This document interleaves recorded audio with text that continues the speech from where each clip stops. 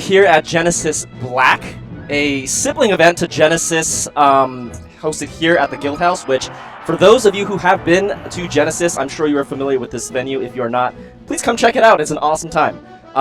It's Zoo here with Pat. It's nice to say hi to you all in the chat. Yeah, so Genesis Black, this is, like Zoo mentioned, kind of a sibling event, 5 locals, 4 locals. Not meant to get as big as like the super majors that we have in Genesis, but really just a good time, laid back event, some casual stuff. Mm-hmm. And looks like we're going to be going into our pool matches here in just a moment. Yeah, you know, kind of an interesting event. Actually, I was just taking a look at the seating and everything. This to me feels like back in the good old days, like a NorCal, SoCal, just like a Cali regional, right? Yeah, absolutely. With you know, especially looking at the names at the top, like I think Salt is first seed. Hold on, let me pull up the bracket. But for those of you who have followed Melee, like especially in the 2010s, we have a lot of familiar faces with SFAT, S2J, Shroomed being another one who I think could make it pretty far.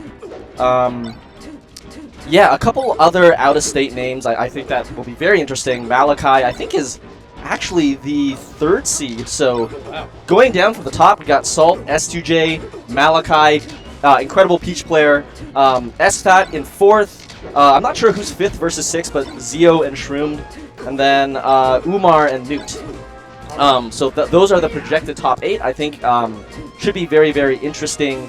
As for the first set, it looks like we have Falco versus Sheik coming up, and are they? I see one person is on a. Oh, okay. Fat Stan versus Keg Stan. Keg Stan, Jesus, what a name. I think Keg Stan Jesus, if I had to guess, is on the right. You got it. It's got to be right. It's got to be. We're talking about our right, not stage right? Yeah. Yes, Sunglasses. You can't do Keg Stands without sunglasses. You know, yeah, I've heard of Keg Stand Jesus. Sheik player, pretty good. I feel like the reason why I feel like him and Aiden had a bunch of sets, and like, you know, Sheik Dittos being the way they are, maybe something there. I'm not super sure, but that's the name that I'm familiar with. The other Falco player I'm not super sure about, but we'll see how it goes. All right, we're getting right into it then. All right, Yoshi's. This is, you know, I feel like this is traditionally like a Falco stage. Very Falco favorite. I'm kind of surprised they strike here, but you know, maybe it's a comfort thing. All right, yeah, we're seeing like exactly what Falco wants, which is just like the quick aggression, small stage. You can put on the pressure really early on. And he's doing just that. Oh, nice call out on the roll. Gets the first early stock. There goes Falco.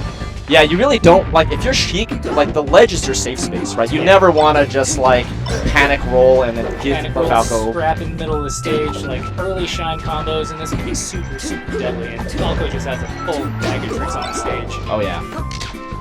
Now, okay, back to neutral a little bit. Felt like, you know, Sheik was getting Falco a little bit, but... Okay, gets the grab. Let's see how the tech chase goes. Ooh. Oh, no, just misses the forward, but manages to clean up with the back air. Yeah. As Falco there, if you're getting down thrown at high percent, you don't want to DI in, because that just leads to a free forward tilt. Unless you mess up like we just saw, but usually that should lead... Okay, yep, taunt on the cloud. Here we go, the tech chase opportunity. Push a lot. Ooh, that's not... This is bad. That looks real bad. That's gonna be the stock. That's gotta be. And that's just watch, rinse, repeat. Look at him. And Jesus gives him a little bit of a look. See a little floating on controller. Ooh. Gets grab tech chase again. Doesn't manage to follow up this time, but gets a second opportunity. Here it goes. Following up on the platform, falls in the up air slap. Yeah, keeps going. And this is still going. This is looking real rough. Looks like Keg Stan Jesus has really found his groove. Yeah, where was that? The first 2 stocks? I don't know. It was like so messy from both sides, but... I mean, first set of the day. Sometimes you got some like rust to shake off some of the nerves. Oh, and there we go. We got a last stock game. Yeah, that was kind of a really ballsy, like, up B to just go for the ledge. Yeah. High risk, low reward play. Doesn't pan out. Really don't need to do that early on. Oh, great air out of shield between the laser and the follow-up. Trying to get some space. Falco's following on the platforms. And looks like I'm going to return to neutral a little bit. It's a stray backers near the ledge. Oh, he wants to get back on stage. Yeah, it doesn't take the ledge fast enough for like the free edge guard, honestly. And that might cost him. Oh, okay. Falco backs up, avoids the dash attack. Oh, there's kind of a Hail Mary up air at his shield there. Okay, yeah, gets a down smash. Oh, almost got forward air there. Nice. Straight hit, and first game goes to Kegstand Jesus. And what I like about that last forward air is that I feel like a couple times during that set he did the forward air a little bit early, and just by chance, Fat Chance didn't tech, and so the forward air just worked out. But right there, waited for the tech, got the right timing on the forward air. Just like really Fat Chance didn't tech. Yes. Nice. I dare you to make a Kegstand Jesus joke. Oh! Huh? Wait, Kegstand is the Falco? Oh, am I crazy? I thought he was okay, I thought he was a Sheik player, my bad. The looks make a little bit more sense now when thinking about the stare downs. Why did I think that Kegstand Jesus was a Sheik player? Am I crazy? I do. Yeah. Okay, well, he's like the Falco? Okay. Not just Falco, The Falco? Okay, well, that changes everything. So first game goes to Fat Chance. Interesting. Okay, so I feel like at first, so this is just like the box stuff, right? Like I feel like at first, when rectangle style controllers were getting more popular, I feel like people were not super about like Sheik playing that controller, just like, oh, maybe like tilts are a little bit weird and like the micro spacings and stuff like that. But I feel like it's gotten a little bit more popular. So I think that's always very interesting to look at. Okay, now there's a bit of a four stock going on. Yeah, I was about to say, just going back to the match, this is looking real rough for Falco. Counterpick knock by working out. And yeah, I think like you were mentioning with the rectangles, I think early on, a lot of Sheik players are actually a little averse to it. So much of Sheik is just by feel and flow, and like you've got so much of that established in your controller, and sort of taking all of that and moving that to a rectangle format, a lot of times can be a little bit jarring at first. Oh my goodness, that's fair. And a quick 2-0, giving them Fat Chance. Looking really clean in the game. Yeah, other than the first two stocks, everything else was kind of dominant, huh? Yeah. But you know, Kegstand Jesus looks like he's having a good time out there. He's smiling. He's having fun. He's ready for his next set. This is just the first game of pools. If your name is Kegstand Jesus, like, can you be having a bad time? Is there any way to have a bad time? It would be crazy if your name was Kegstand Jesus and like you're a try-hard rager. Like that would be just really bizarre, right? I mean, you're Jesus at Ragers, so it kind of makes sense. The bigger question is the keg just filled with water until Kegstand Jesus gets there? Okay. And does he then convert it to whatever Kegstand Jesus would convert that to? With a keg stand, yeah, specifically. Specifically with a keg stand. He starts it, and that's what gets the party going. Right. That's like the thing that triggers the conversion of water into the something Kegstand else. Jesus lore, dude, and getting deep into it. We'll have to test that. Oh man. Okay. Okay. This should be fun. The next set, I see Vish. I don't recognize his opponent. Apex Twink. Dude, Melee's different these days. Or maybe not. I don't know. I was about to say I don't think it's that different. If I'm being honest, as someone who's been playing the game since 2004 was probably my first tournament. 2005. It's about the same. Yeah, we had some tags back then. Well, so I'm hoping, and I'm curious if that's just the tag as well, or if that's a reference or something else. Vish versus Gwen is so what not I'm the getting tag. right now. Not the tag. Not the tag, but a hilarious shirt nonetheless. So Apex Twink and the arrow pointed upwards slightly to I guess the left. No. The right? Well, I guess which, Is that an arrow? Is that like a lambda? Is that like some sort of symbol? I don't want to make assumptions here. This is a dangerous place to assume anything. To me, that feels like an arrow. I don't know Okay, Aphex Twin, Oh, yeah. it's actually the Aphex Twin logo, and it's Apex Twink. Ah, we That's- saw Aphex Twin. I've seen Aphex Twin. Actually, no, I've only seen one. So I've only seen Yeah, one I was time. I was there with you, right? Coachella? Yeah, I think Coachella, so. yeah. Coachella 2021. I'm not a real fan though. I don't know the music that well. It's but- one of those things. It's an acquired taste for sure. I don't think anyone the first time hearing Aphex Twin is a diehard fan, unless you're really just into that sensation of being utterly confused. Yeah, it's a confusing act for sure. All right, so I have to point out something immediately. And Pat, you were here with me for this. I was playing Vish earlier, maybe for a good half an hour, something like that, and off of Marth's up throw. This is my opinion from my research. Okay. As Falcon, you want to DI away, because DIing in leads to up tilt, DIing no DI also leads to up tilt, maybe up air. Vish immediately got the DI away and then got out safely, so I'm really happy to see that from him. And I mean, I haven't seen Vish play in a hot minute, but his punch game has actually gotten crazy since the last time I watched him play. Oh yeah. He's just hitting super hard today. There's a kind of like a famous commentator tournament where Vish, I'm sorry Fendi if you're watching, he obliterated Fendi. I think Fendi was saying that that's the worst that he's ever been beaten. It's like a crazy set, and honestly like one of the most efficient punish game throughout a best of 5 set I've ever seen in my life. So Vish is honestly very, very good against Marth, especially the punish game. And you are in for a treat. Oh, misses the edge guard there, gives Vish another opportunity. Let's see if he can wrap it up this stock. Getting back to the ledge, getting swatted off. Looks like easy forward smash. Is that going to be it? And I just caught a little bit under the stage. Maybe a little bit of nerves in there too. I guarantee you it's one of those things, 9 out of 10, if you're not in tournament, you hit that edge guard, you make it back to stage after that. But sometimes those first tournament jitters can get you. Yeah, it's especially hard when you're down. And it's like you're really aching to take out that stock, but a little too late there. Ooh, some crispy movement there from Vish, baiting out that forward air, getting the grab and starting the first combo. Gentleman to come on stage, there's the back air, taking ledge, into the fall with the stomp knee, and beautiful.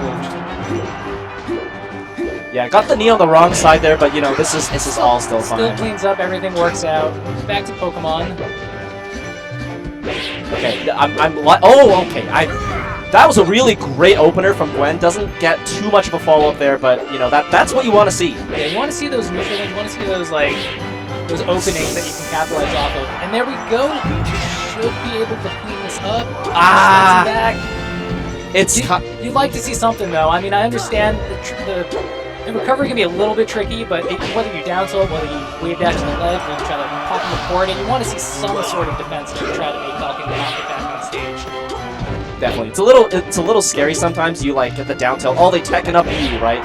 There's another mix up there, so I think maybe that was in the back of Gwen's mind, but I get it. I mean, they're old. Oh my god. And this is the gentleman, but look at Crispy. The thing is, I think on stage, just scrapping, Falcon is probably has the edge on Marth. The place that Marth really gets it is on those edge guards, because Falcon is terrible off the stage. For sure. If you can't capitalize on those, the matchup gets really, really hard. For sure. And now we're seeing Stadium Transformation. I wonder if Gwen took this into account. I think this is actually a fine stage for Marth versus Falcon, because it's like FD. You get the dash chance, and you get some platforms for safety. But with the transformations, it's a whole different story. Yeah, it's and the thing is, I don't know how many of the new school players play that much on Transforming Stadium. A lot of people post Slippery Era have really been on Frozen Stadium this entire time. I mean, I've been playing since Transformation Stadium. I'm not a fan, and you mentioned it earlier, or I forgot if you did, but just on the right or the left side in game 1, just going too far, not hitting the up B, same thing to end the set. Pretty unfortunate. But I mean, Vish looks really good. I'm actually excited to see what he does today, because he's looking clean, he's looking crispy. His punishes are good. I always like seeing Vish make a deep run. He's a nice underdog crowd favorite to see really take it far. It's the trend of commentators doing well in singles, right? Like, we have Junebug getting super duper far, getting top 3 at SmashCon, which is crazy. Yeah. And Vish has always, Vish has always, like, I think especially in the last few years, like, had some really, really good wins. Like, who am I? Oh my god, I'm blanking. I know for sure he's had a bunch of good wins. I want to say he had a good run at Battle BC. I can't think of who he played though. So I'm not even gonna try it. I have to look it up. Yeah. Chat, help us out. But I think so Vish, I remember when looking at his bracket, is projected to make it pretty far. I think maybe right before top 8, in fact, which is always a TO nightmare because he's set to commentate top 8, which could be really fun. I feel like this could be an event where it's like, we could try something where it's like, oh, maybe he could commentate his own top 8 matches. I feel like Brandon has done some stuff like that before. It could be a lot of fun. Let me double check. Yeah, so Vish is projected actually to make it all the way to like that 9th place match against Zio. So his route is he has to play. So if he makes it first in his pool, he has to play Soof, which actually should be a pretty tough set. And then after that, looks like versus Newt. So I guess projected to lose Newt, who has a set right here, and then potentially Zio. So we'll see how that goes. Right. And this is you know who Newt is playing here? Oh, that's the U.S. Marine, sponsored by USA. American Gamer. So this looks like it might be real. I remember Hungrybox, I think, like, either tweeted out something, or I don't know if he actually did it, but there was like some sort of like HBox Liquid like collaboration with US Marines, I think, because I think they were actually doing a thing where they were trying to do some activations with gaming. Really? So I think that was a thing at some point. I don't know like how far that went, but that's so fun. I wonder if this is like, USA Gamer is related to that at all, but yeah, we'll see.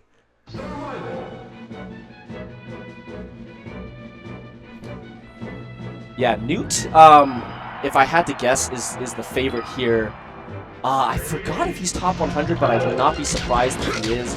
Really, really strong Falco for a very long time. I imagine he's got to feel fairly comfortable against Falcon in particular, so... Oh my god, super strong opening right there. Yeah, I mean, I feel like you, more than most players, know this matchup. I remember there's a whole stretch of California history where I feel like you took out every Falco in the world, or Falcon in the world with Falco. Yeah, before Modern Falcon, I really love that matchup. Yeah, before Take Laser and do things. Yeah, and before Tech Chasing became like guaranteed death a lot of the time. Newt is just putting on Nick right now. And US Marine honestly looking very, very impressed. I was gonna say I've never commentated a JV5. Oh yeah, no, we're not seeing that today. But we are seeing Newt just going on a spree here. Seriously.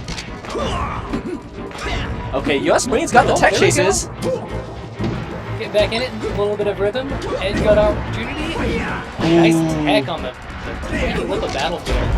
Nice. Good call out with the double laser. I think if you're Newt there, like, you double laser, you get hit by the forward smash. I don't think Newt is really worried about it at all. He doesn't team phase at all. If you're this much ahead, yeah, gets the roll, gets the edge guard. And this match is looking like it might clock under 2 minutes. I mean, oh, okay. I like the empty hop. I think US Marine could have gotten a drop zone there, but doesn't get it, unfortunately. Ooh, forward smash between the nair hits. Very nice. Newt with some nice platform movement. There's the tech chase, there's the knee. Oh, makes it with up air, back air. Oh, I love that PC drop on the side platform. Grabs a ledge, hits him again, gets the edge guard. Oof, taking a breather. Can you tell what his shirt says, by the way? It says Columbia, if you can't read. No, sorry, the other shirt, dog. Something, nothing. Got nothing on me, maybe? You got nothing on... You got nothing on me. I don't know. It right? ends with an M, though. That's tough.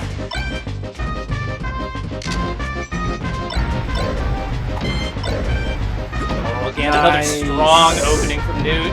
Brings him back up to play with his food and knocks him back down. We see the American or U.S. Marine nodding his head. He knows that bad stuff is happening.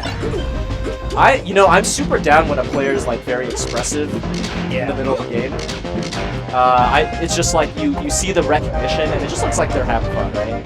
I mean, I equally appreciate the players who just look locked the freak in too. Like you look at Newt, he hasn't blinked in like 5 minutes, just completely locked in, and like there's something to appreciate about that too. Yeah, you do gotta respect when someone's locked in, even for like the first match of the day. It's like, it's like noon. Ooh, yeah, down air out of shield, not super safe versus a Falco who has good shield pressure. So, okay. Oh, you gotta go for the up air of the knee there. You really do, especially when you're down. Sometimes you just gotta let it rip. Yeah, overall, I feel like US Marine has like a decent sense of neutral, but just the follow-ups are not quite there sometimes. Like, look at that movement; it's really solid. Yeah, and I mean, you see like glimpses of it when he does some of these tech chases and he starts stringing these combos together. There's something there. I think the pressure for him is just too much. Like the pace is just too fast for him to really feel his footing. I do feel like if he were against a slower Falco, this would look a lot different. Right, and it's like if you're not super warmed up, if you need a little bit just to get going, sometimes with like, oh my god. Ooh. Okay. The moonwalk exchange. Yeah, it's like a dance battle? Like, what's going on? Oh, yeah, great up tilt. Up tilt. Meant to up tilt there, but yeah, it was supposed to be a 3rd or 4th up tilt. I've seen this breed of Falco before. Oh my god. Damn. Looking dominant. Damn. All right, well, if Vish ends up playing Newt, that's what he's got to deal with. Yeah. So I will say though, I saw a lot of things that I really like from U.S. Marine. Like he's got some style there, and I think in some of these slower matches, if we see him against a Marth or a Floaty, I think there's going to be a lot of expressive play that we can see out of him. So I'm excited to see how he does in some of these other sets. One little thing that U.S. Marine did during the tech chase in the first game, he down through and then followed up the tech away with a wave dash forward and still got the grab. I thought that was like super clean. Yeah, like a really interesting idea. He had a lot of really cool just empty hops into grabs too for his tech chase, where you think like, oh, he's gonna follow it and he's gonna follow the up air, and he just would land, a shield comes up and he gets that empty grab. Yeah. So I've seen the mix up. You see that there's some good stuff there. It's just I think Newt came in with way too much pressure, just too much damage, too fast, and it's really hard to respond to that at 12 p.m. Yeah, for sure. Newt, clearly seasoned in the matchup, has like a million different approaches, punish game. Like you just can't like deal with that unless you're like really ready for it. Okay. So next match, so I can tell that's Umar. I don't know who's on the left. Umar versus Goose. I feel like I've heard of Goose. I feel like this should be a good match. Hold on, let me see if I can find anything on Goose, but I feel like that's a good player. And Umar, I think, has historically kind of run a lot of these guild houses and just won tournament after tournament in the past. If you go and look at some guild house history, he's a top 3 contender day in, day out as far as the local scene goes. Oh yeah, like I feel like Umar probably wins most of them unless like S2J is there. Yeah. That's my feeling right now. Yeah, he's number 2 in NorCal, so that's pretty much it. It makes sense. But so this, heavily favored probably in this matchup. Even if Goose is a solid player, Umar really is one of the local kings here. Yeah.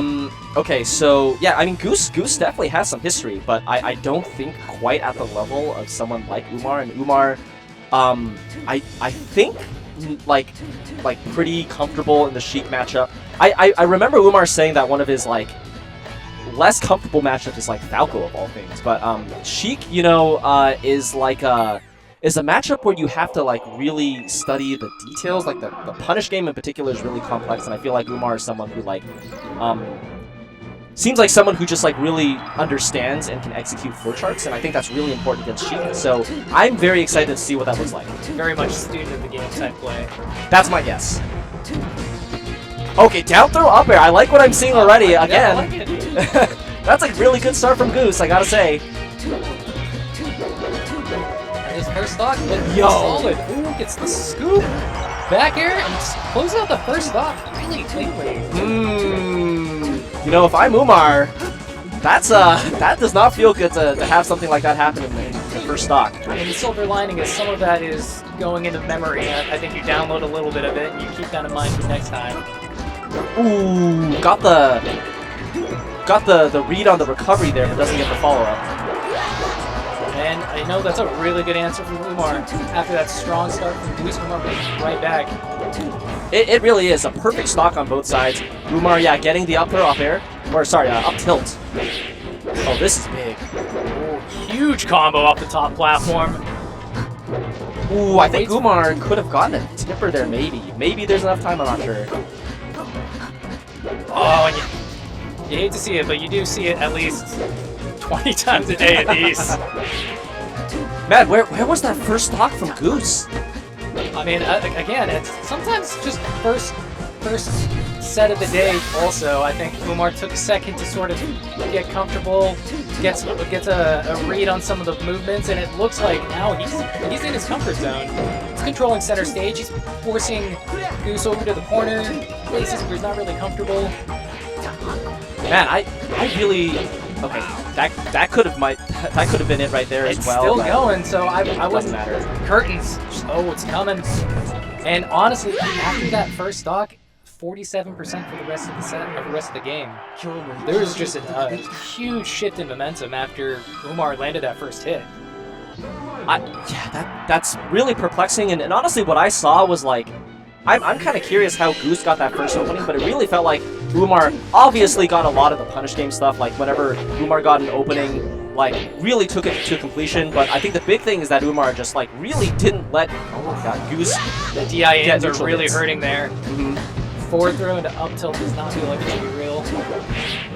And the other thing with Goose is that like a lot of unforced, like almost like SDs, like you know, right there, just like the recovery in a way where like yeah, just like recovering to the ledge when it's already taken, just like getting rid of the stock early on. Like you really don't need to take those sort of risks. Umar now just looking so comfortable. Like you mentioned, like just those flowchart-esque edge guards, takes the ledge, gets back, does a response. Oh, goes for the jump read there, doesn't get it. Ooh, I like that laid up right there.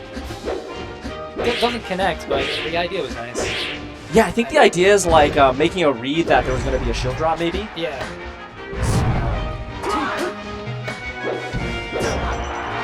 Okay. Yeah, still all Umar. PC drop. Oh, misses the drop. Looks like it's alright though. Goes low. Yeah, that right there, going for like the up E, making the read, I guess, that Umar's going to get off early, but I don't know. A little too early for that read since Umar has kind of gotten that every single time. And you know, this is another one of those sets where I think, kind of like that U.S. Marine set, where I've seen a lot of good stuff from Goose, especially early on. We know he's capable of it, but when you get those really strong players and they come in with this sort of aggression, and you just feel like suffocated for space. It gets so hard to feel like you can play your game. Right. Like you're just playing their game the entire time and trying to get your footing. Ooh! Nasty down smash tip. Loved all of the, yeah, like the flowchart edge guards, like you were saying, like every time getting back up. There have been Twitter clips about this, just like the Marth Labbers, where it's like, oh, when she gets up, like right at that little blip, you walk up and you do that turnaround up tilt. And then the other thing is just like you get on and then you do like a short hop forward air, which kind of forces the tech, then gives you another opportunity. These are all things that she historically does to kind of beat like a slide off option, or if Marth does like the forward smash. Just a couple of examples, and then the last thing we saw with the tipper down smash, just like perfectly executed. So really cool stuff there. Yeah, yeah, I just really wish I saw more of that first stock from Goose. You know? He looked so ferocious in the first stock. And so, like I mentioned, he's got it in him. Mhm. You know that in a different set, he looks like a much better player. But, when you go up against someone like Umar, when you go against one of the big dogs, Big dog. it is real tough to feel like you can play your game. So speaking of big dogs, I see a comment in chat. He's different, just kind of talking about, oh my God, is that Pat from Pat's house? Different Pat. Well, he's Pat from Winter Game Fest, Pat. I mean, kind of Explain. both. Explain. Kind of both. Kind of neither. So, we'll see if we got some time between the set. No, we'll make time. This is important. It's time for the big dogs. So, there is a Pat that has a house. I am not that Pat. I am not the Pat with the house. I am the Pat who ran the Pat's House tournaments. And I also ran Winter Game Fest and some of the UCSD tri-weeklies from back in the day. And so I'd get the question, I don't know, so many times where you're like, oh, you're Pat's from Pat's House. I'm like, yes, but no. I mean, I was involved in it, I ran it, but you're thinking of Patrick San Pablo. Mm-hmm. San Pablo? Who I haven't heard from that Pat in years. I wonder if he still follows the scene, because I think there actually are a lot of people that even if they don't show up every day, they're in Twitch, they're still watching. They're showing up, they're following all the Twitter drama. Like I feel like nobody really quits Melee. Like even the people who quit are still following, and they're still somewhat just tangent to the scene. Dude, I especially when Slippy first came out, like when I was just queuing up on Unranked, like the names or like the people that I would run into that I haven't thought about in like 5, sometimes 10 years, that I would just get like matched with. It was really awesome, and I think that's still the case today. Just like lots of old school players who've been playing since like 2000, I don't know, like 5 or whatever, like myself. Yeah. Still playing keep up for sure. So you never know. Yeah, I think when I first started playing on Slippy, I ran into Bone, the Peach player from San Diego. Yeah. I hadn't thought about in years. Well, let's go ahead and hop over to the set. We have Smiley Face 0-3 versus Jib. So I feel like Jib I've heard of. Yeah, Smiley Face, Cat Face. I'm not sure exactly what the right, name for that is. The emoji. Wait, I heard. Can you repeat that? Oh, okay. Now, no, go ahead. Oh, did you say SB? Is that SB? That's deck? Okay, SB versus Jib. And I'm assuming SB here is the Falcon. Just from that lean forward on the miss knee, or the soft knee rather. I'm not sure. I'm 99% sure, just because that's the body language you do when you're trying to hit that knee. Yeah, and usually it's. You said. Jib is the Falcon. Okay, cool. Confirmed. Which makes sense. Yeah, and I think usually production is great about aligning it up. Oh, the knee barely doesn't hit there. Barely misses. Okay, yeah, I'm liking the way that SB is playing between Falco's lasers. I think that's one of the most important things that you can do as Falcon, where it's like if Falco has that rhythm, it's like laser come in, you either do that nair at the right time, you full hop out if they're maybe a little bit too close, getting a little too much pressure. So, liking what I'm seeing so far. Yeah, absolutely. Like if your movement game isn't stifled by the lasers, Falcon hits so much harder than Falco, and you feel like you only need to connect 4 or 5 hits to take a stop. Definitely. Okay. Yeah, liking the way that Jib was fighting SB on the platforms there, the full hop backwards. Platform pops him up with the forward smash. Once he's falling, back air. Let's see if he gets this. Oh, it doesn't fall with the back air. Yeah, a little bit late there with another back air, maybe another shine, something like that. Ooh, that was super back clean. air. Yeah, very, very quick punish. Oh, you can't do that back air on shield. Unsafe back air. No fastball, rising back air. I'm actually surprised he didn't just go down and... Oh, that'll be curtains anyways. Brutal from SB. Yeah, really, really good recognition of just being able to capitalize on those offstage opportunities. And it's fitting because we saw one of those knees barely missed in one of the earlier stocks, but cleans it up on the last stock anyways. All right, so yeah, I like this pick from Falco. I think sometimes it can be a little bit hard though, because like if you're a Falco that likes to really lock down Falcon, Yoshi's is a little bit, at least from the laser perspective, you don't get as much of that because Falcon, you know, because it's such a small stage, Falcon just is already like next to Falco just as of how small the stage is. Yeah, and as good as this stage is for Falco, I don't think I know many Falcons who don't like playing on Yoshi's. Just, you know, between scar jumps and low kill combos, like most Falcons actually quite like the stage.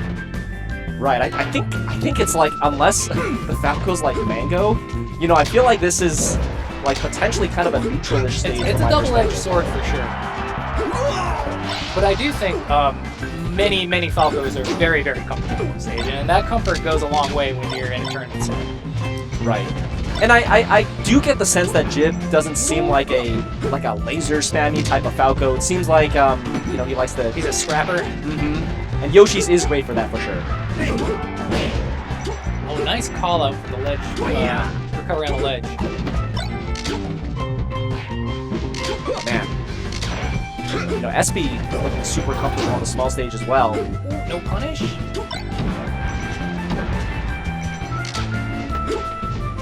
Oh, Jib spacing nice back in their face. The grab, follows another grab back air, keeping him off stage. There's the up air.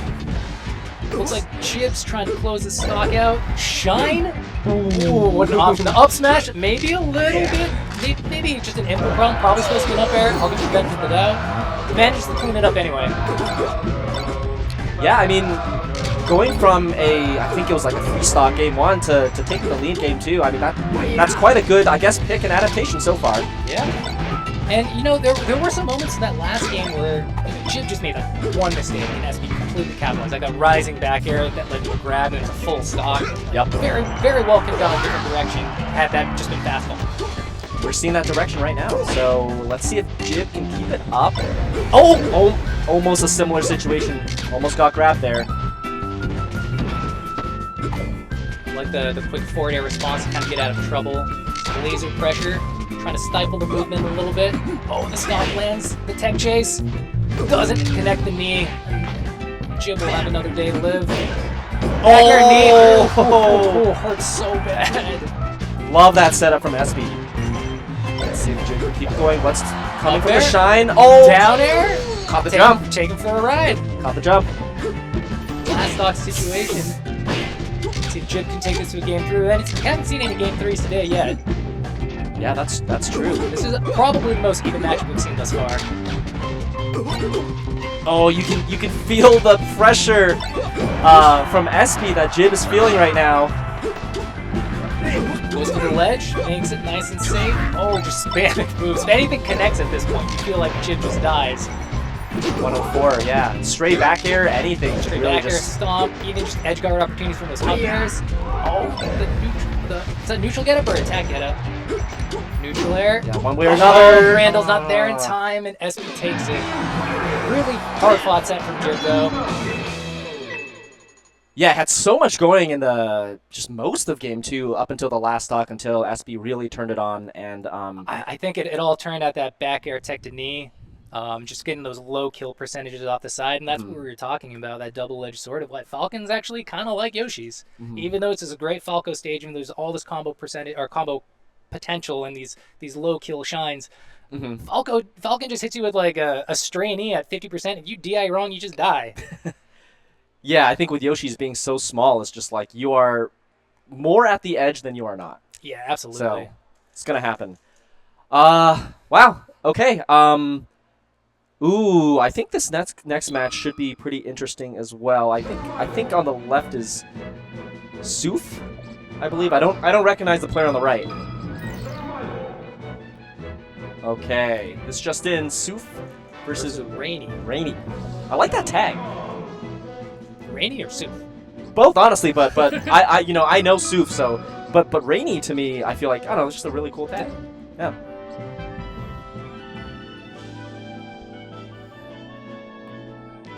Okay, I think I saw maybe it was Fox, so potentially like a Fox versus Falcon here. Yeah, Soof Styles, also hairstylist. I think has been known to maybe give Smashers some nice cuts. we see the Sufjan Styles at Sufjan Styles on the shirt with the clippers on there. Little self promo. Mm-hmm. Oh, DK. Okay. I feel like maybe there was a switch recently. I'm not super duper sure, but that sounds familiar. Do you like DK? Does anybody like DK? I mean, I feel like the people like DK. The people like DK. But the person playing against no, the DK. DK is not fun to play against. Even when you're beating DK, it's not fun to play against. I'm just like, nobody's having fun here. I've been a DK hater for a pretty long time, honestly. No, I think most players are DK haters. It's the peanut gallery that loves the monkey, dude. And I feel like this opinion is slowly catching on. I think people are we don't want to be like, we don't want to bring forth bad vibes. June honestly doing amazing things. But he's also like the most positive person, so it's hard. Yeah. It's hard to like dislike June. Like Arjun's like one of the nicest guys. Yeah. But the monkey. Like dude. you just get grabbed and you're like, God, I'm just gonna grab up there and punch and I'm just dead at 50. Like, okay, that's fun. Like, I think we're all familiar with, like, when DK stuff works, it's like, oh, you get the uppie out of shield, obviously, you get the cargo combos, right? You get these like crazy grabs into the setup with the giant punch or whatever, right? Like, everyone's really familiar with that. Every time one of those things hit, it feels great, dopamine everywhere, right? But if you're the person playing against the DK, the perspective is like, okay, well, DK has decent defense. He's kind of like Puff in the sense where it's like, if DK wants to, he can full hop around and get the back air, which is like a pretty safe move. And then if you mess up a little bit, if the DK, of course, has to make a really good read to get those grabs, sure. You get comboed really hard. Yeah. So, yeah, or that, if you have an advantage, they can sometimes just reset it. I'm okay with that, actually. That's always funny to me. That was kind of tight. It's one of those things like, oh god, that's right, that's the thing. And you just have to remind yourself, like, that's right, DK has this bag of tricks. Flashback to 2006. Bums DK would do that to people. Oh yeah. Now, one thing DK does really struggle with is the ledge. Like, as far as I don't know if DK has, like, Galint. So if you can push DK to the ledge, you're in good hands. But if you're getting juggled like that, that is not good. Rain is smiling, though. Oh, you're dead. Oh, just dead. You're just like, God, it hits that hard? And then you realize that he's a giant monkey, and yeah, he would hit you that hard. Oh, missed the punch. Ooh. Nice bait. You like the dash out, up smash? And that's not easy, because it's like you set up for the bait, but you also have to confirm the whiff, like, shield grab, right? So it's like, there's a lot of things you have to do right to get that confirmed. Oh my goodness, just the headbutts. Ooh, that was a punish opportunity from Rain. He doesn't get it. Another opportunity to get like an edge guard, but also doesn't get that. Is that real? Can DK just grab Fox after drill? That feels like it's not real. No, I don't think so. Probably a misshine or something. Okay. Ooh, okay, yeah, up air from the side platform gets the kill. If you get someone to high enough percent, I guess anything will work. Also, as much as we've been talking about the monkey, Rainy's playing pretty sick, actually. Yeah, overall, and then builds an advantage, and then, yeah, I guess gets punished gamed or gets, like, reset. This match is actually almost even. We're, like, one up smash away from this just being an even match. Ooh, that was really cool movement. Nice back air, and yeah, this is where you have to punish DK, right? Ooh. Oh, goes for the flashy up air instead of the just simple. Okay, well, I guess not too much loss there. Yeah, back to even, like you said. So let's see. Ah, that's tough. Yeah, that's a big DK opener. That back air into grab. You have to be very, very careful about Such a clutch tech away from Rainy though to dodge the combo, but looks like it might not matter because it's coming. Living for now, but next grab probably does it. Ooh. Push off with the back air. Should we take this back? Oh, roll into punch. Honestly, pretty good game one though. I like what I'm seeing from Rainy. It just needs to avoid some of these platform tech chase up airs. Maybe take away the platforms. I don't know exactly where we're going here, but I would imagine probably going to some stage with fewer platforms or higher platforms. The thing with DK though is like, platform or not, the combo game is still there. So I feel like the bigger part of this is just like maybe Rainy feels like, oh no, never mind, going back to Battlefield. All right, just running it back. And you know, to your point, yeah, Rainy was doing very well overall, except for, you know, like the swing from the cargo, I guess, just like SD swap in the beginning and some of those big combos. Like if Rainy can avoid just some of those openers, could look very good. Yeah, because I actually think as far as the scrap battle goes and as far as just the neutral game goes, she was doing pretty well. It was really just these vicious punish game that's coming out of Soup. Yeah, I'm liking this kind of nickel and diming right now. Get some hits in, get out. Yeah. Really don't want to play a mix-up where it's like, you know, you give DK the opportunity for the grab. I like to just tap, win neutral, get some space again. That's been the story of the set, you know, build an advantage and then kind of lose it due to... Okay. Goes for something really cheeky. Ooh, that was so dangerous. You gotta get this. So, actually, as Fox, I'm not actually super sure what you need to do there, because DK is kind of like up being from a distance, and so kind of forces you off the ledge. So maybe as Fox, you have to like take ledge and then like just go out there with the back air, right? Maybe something like that, but I'm not super sure. Oh boy. Yeah, I mean, I think it looks boring, but you just spam those back airs as it's coming back. Like, what's DK gonna do? Oh, great air dodge from Soof getting down safely to the platform right there. And it's funny, this has actually become the exact opposite of what the first stock was, where we've seen the DK getting the nickel and dime percentages. Yeah, when you're the one at the high percent, that's definitely the way to go. And Rainy, yeah, stealing the ledge there, finally closing out that stock.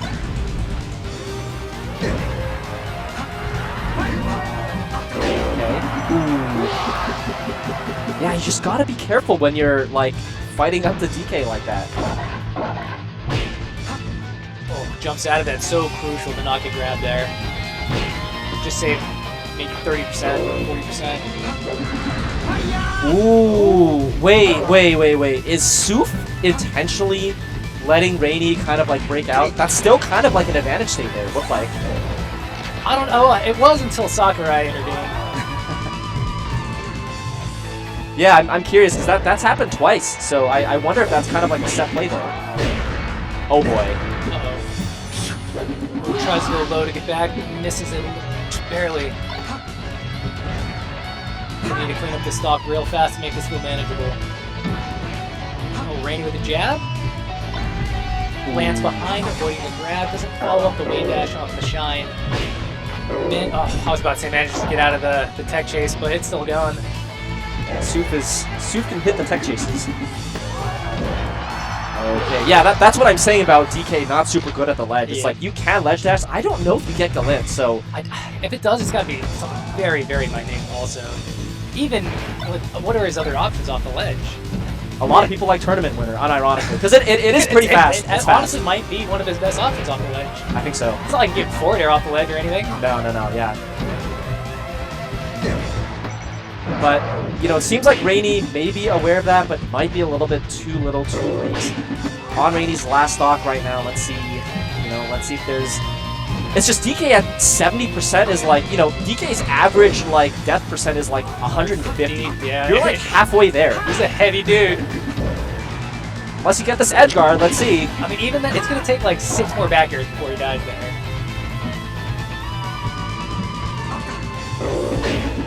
Oh, no. Rainy is now at don't get hit percent. Just the grab. Throw it off. Okay, makes it back. Ooh. I like that idea from Soof, just up being. Yeah, because at this point, you're just trying to pop the Fox up in the air, right? If you get the Fox up in the air, you just need to knock him off. Alright, and approaching that 150%. Ooh, nice fade back.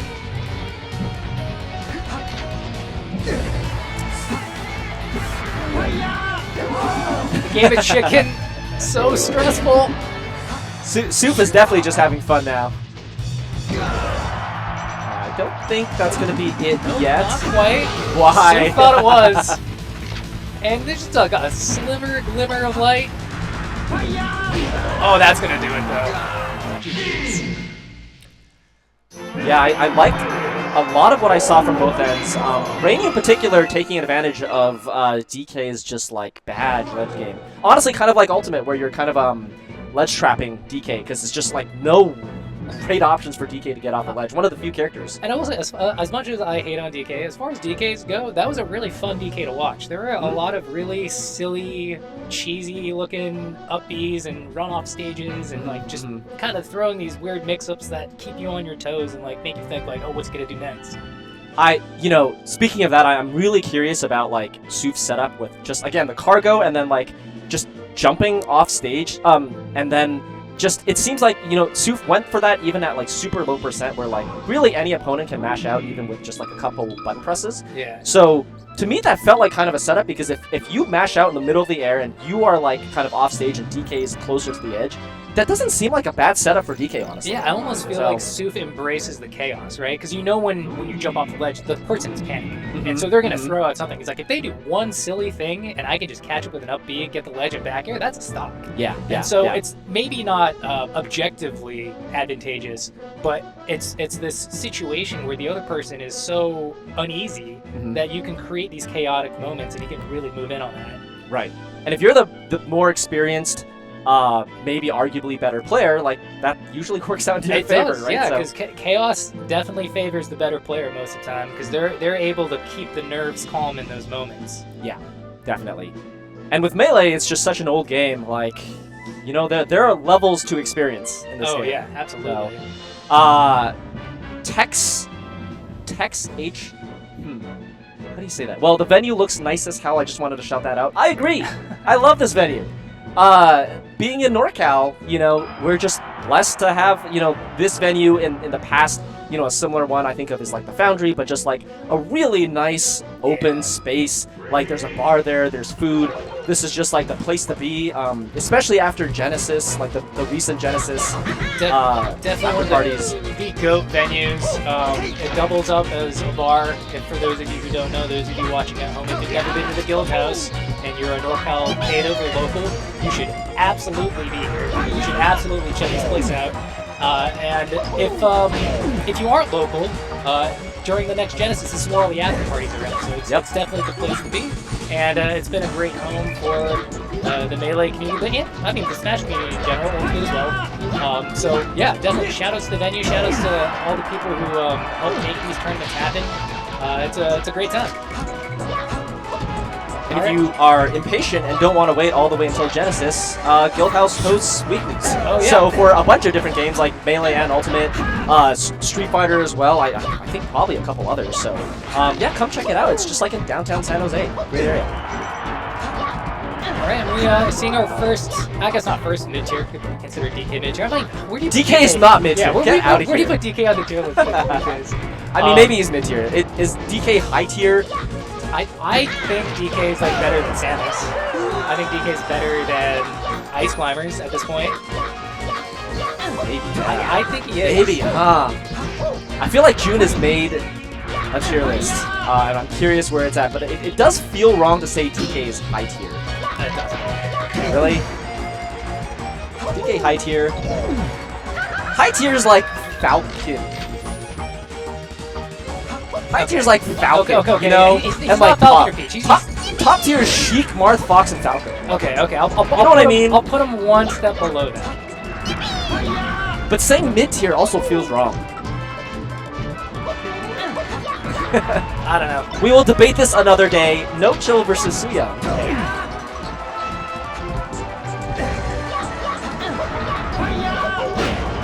Okay, yeah, nice slap. How can he slap?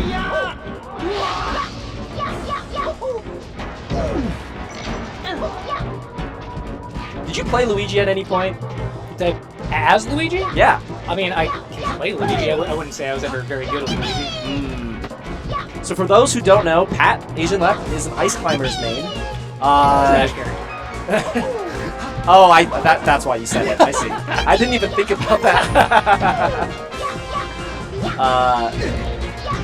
Yeah, I mean, Luigi versus Fox, you know, it's kind of a funny matchup. Like, there have been some top Foxes who have unironically said that Luigi beats Fox. That is a hot take. I do agree that every now and then, like, Luigi does some stuff and you're just like, that's so stupid that connects that it hits that hard. But there's no way, no shot you convince me. I like to gamble. There's no shot you can convince me that Fox loses to Luigi. Right. Yeah, there's obviously no universe, but from the Fox perspective, it's like, yeah, great up smash call out. You have to play very differently versus Luigi in particular, and I think maybe it's like kind of similar to the way that you have to approach like Ices as well, with like the characters with a very big wave dash, which, you know, it's like they're characters that can kind of out ground game Fox in a certain way, because their movement, like, they're one of the few characters that can out like distance and outspeed Fox, so it's like they have to approach it very differently. That can be annoying. Oh, boo-hoo, Fox players. Boo-hoo. One character can move on the ground faster. Hey, it makes a big difference. Yeah. I do think that the thing that really makes a difference in this matchup is that every Luigi knows the Fox matchup better than the Fox knows the Luigi matchup. Yes. Every single Luigi grinds this matchup for hours on end, knows all the punishes, knows all the setups, whereas the Fox is oftentimes it's just like, I'm just going to win this because I'm a better character. I can spam safe moves and I'll knock him off and he slides a lot when I shine him. But not too many of them know the matchup that intimately and know like all of the nooks and crannies and weaknesses the way that Luigi's do. Right. Even without trying, like, Luigi would just naturally play against more Foxes. Yeah. Right. Like, even if you're not grinding it, just by going to tournaments, you play 30 Foxes and maybe one Luigi. Interesting.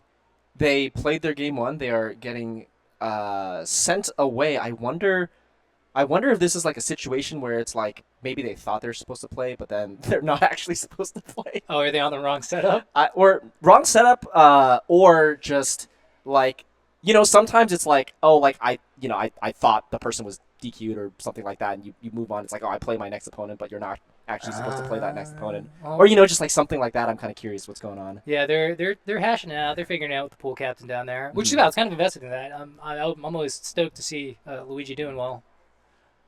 Yeah, and like the Luigi, I think no chill was down the whole game pretty much. Like, it was like 2 to 3 stock, both high percent, and just brought it back with yeah, just like some good combos. And I mean, he was throwing forward B in neutral more than once, which is just hilarious to see. Huh. Cool. I guess the situation is TBD. We'll keep you posted, but in the meantime, we're going to take a quick break and stay tuned because Top 96 is coming your way.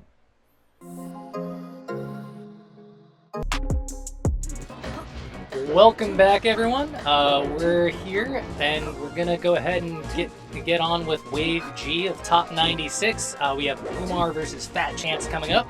We saw a little bit from both of them earlier on. Fat Chance did really well in his set against Kexian Jesus, and then we saw Umar really put on a clinic earlier against Goose. So both these players have won the first match of their pools, so it'll be should be a good set. Yeah. I think pools were round robin, so I presumably, unless it's possible that maybe Umar, like, won all of his sets, I assume, and maybe Fat Chance might have lost one, something like that, because I imagine the first seeds probably don't play each other if they're from different pools. Regardless, also, I realized something for those of you guys who are tuning in earlier. I was like, okay, this is related with, you know what? I'll just. You don't need to cover for yourself. It's all right. I'll tell it after a break. It's fine. It's just the realization that I had. Umar versus Fat Chance. Yeah. Again, I think this should be very exciting because Fat Chance looked really good. Really good. Really crispy box movements. New kind of. You don't see too many box sheets, right? And right. When you do see it, you see some of the technical stuff they can pull off. It's actually really cool. Now, I didn't like that double jump forward air from Chance right there. Not what you want to see. Yeah, it's just like typically something that you should be very wary of in that situation against Marth. So I'm curious how much more of that we're going to see. Nice jump out there against the upper up tilt.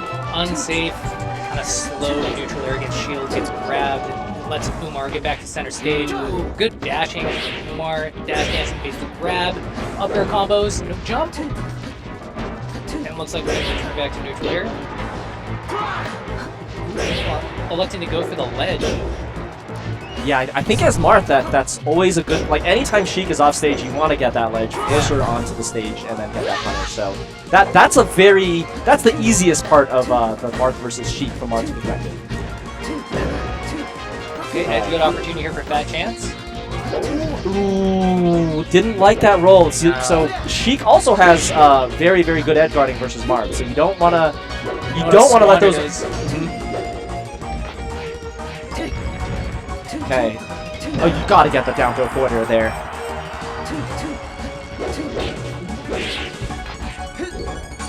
And yeah, I was gonna say, and it's funny for us, as clean as Fat Chance was looking against Kexton Jesus, it really is one of those things where once you get the better players in, like all of a sudden, all the things that you know you can do and you do super well, just throw out the doors.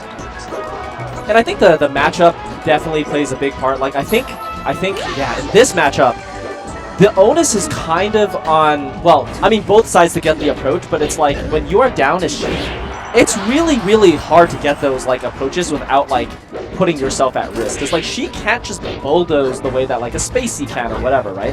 So it's like, you really have to mix Marth up, and just Umar is not giving any opportunity for that. Yeah, he's not doing too many, like, high committal swing and miss moves. When you don't do that, it's really tough for Sheik to get those big openings. You know, and if it's more even, you can trade damage, right? You can run in, you can crouch, you can take a little bit in order to position yourself to a better advantage. But when you're down that much, you don't want to do that. You really have to get like these clean openings that Umar's just not giving them. Like one thing, yeah, I was just gonna say, one thing that came to mind in the first game was like, Fat Chance went for a boost grab, just kind of in neutral, and of course Umar's ready for that, because that's layer 1 of Sheik versus Marth. And all of that just from a boost grab. Oof. And like, you know, that same situation happening twice, that's going to be in the back of your mind. Now you're going to, okay, see, that I like that one because at least Fat Chance pushed Umar into the corner. Yeah. And when you're cornered, it's just like that boost grab hits like most of that space. So really, really great adjustment there. It doesn't get too much of a follow-up, unfortunately, but, you know, we like to see that. Yeah, you still like to see the little micro adjustments where, like, okay, don't do it wide out in the open, but if I can cover 70% of his available space, his only counter option is to, like, roll away, in which case you can punch. Alright, let's grab the ledge as Sheik. Yeah, you really want the edge guard. Great air dodge, though. Oh my god. Yeah, Umar's been spamming that air dodge, and it doesn't look like Fat Chance is quite caught onto it yet, so I'm interested to see who makes the adjustment.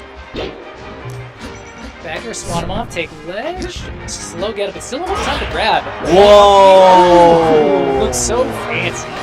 Yo! I like that setup. Most Marths, they run off to the up B, but he just did a wave dash off, and similar effect, you know, maybe a little bit faster.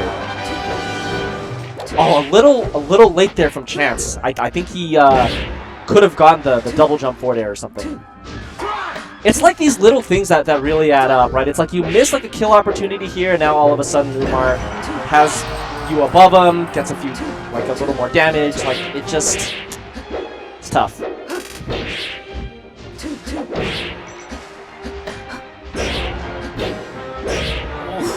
And it's one of those things that it's so hard to like keep yourself in the mental space when even when it's only 3 stocks and 2 stocks. Like you look at it and you're like, oh, he only has 1 more head than me. But then you realize that it took 2 of your stocks to take 1 of his, and then that means you have to only use 1 of your stocks, take 2 of his next time. And there's all these sorts of tournament dynamics that in the moment can really start taxing you.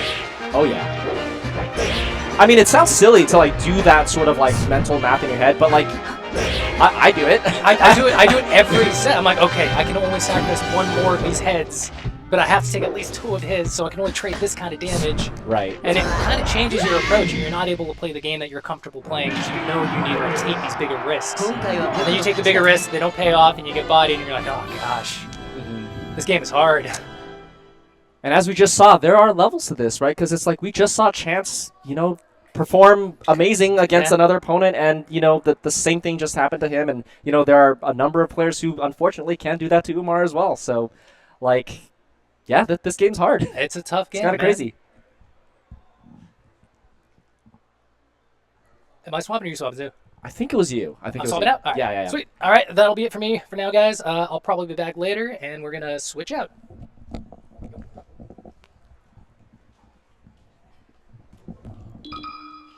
All right, quick swap. Oh, we got Mega Man coming in.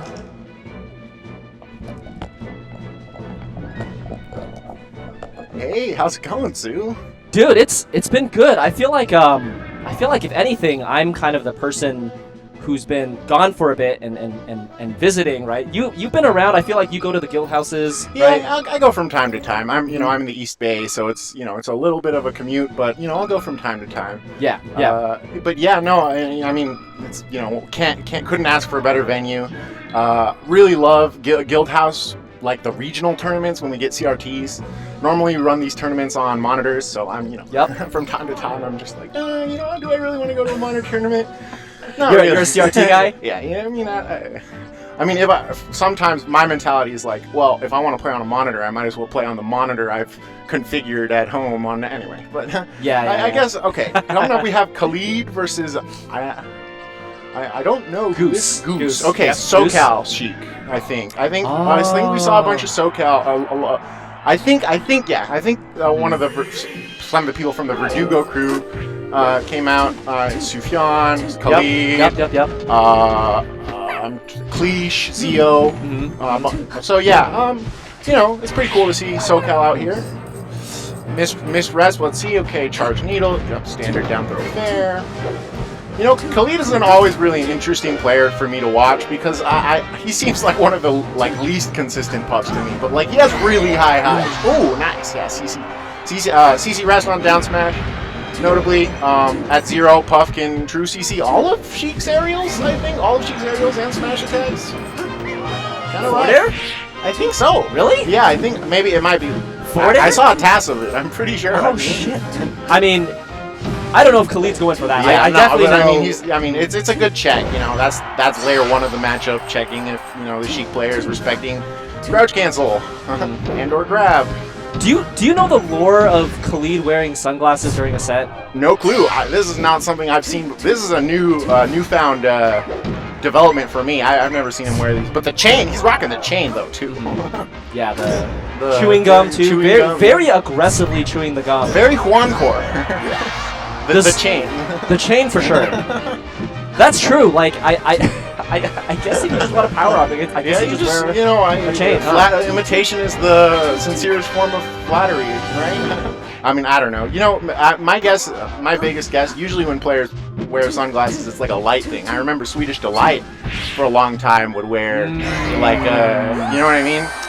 Yeah, that's true. Yeah. If you're at the stream setup, the light, it's there. I think they do try to have a soft, basically a soft box to make the light not as aggressive, but it's still for sure there and noticeable. Yeah, no, I mean, if you've ever been on a stream setup, the light box definitely can be a little irritating. So it might also just be hey, look at how cool I am, Gotta feel the role sometimes. I think it's more that someone in chat, Bachelas, I don't know how to say that, said it's a swag thing. I don't know.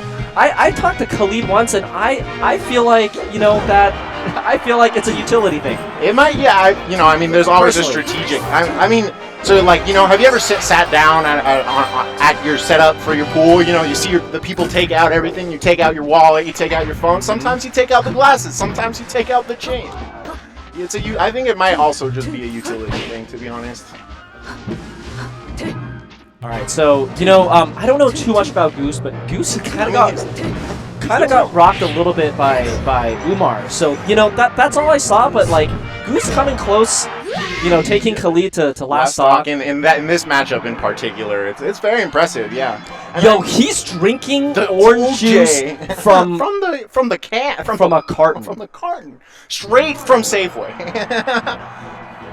That's kind of badass. I think that's super badass. God damn. You're trying to get all the vitamin C. All the vitamin C, yep. Dude, Dude, from the cart. From the car. That That brings me back to like I think Armada did that when he first showed up. He had like a big jug of I think like Sunny D or something like that. I don't know if I'm misremembering. Great. Do you know what tournament that was? Like I'm thinking Genesis 1. Yeah. You know the baseball cap and orange juice and a long. Yep.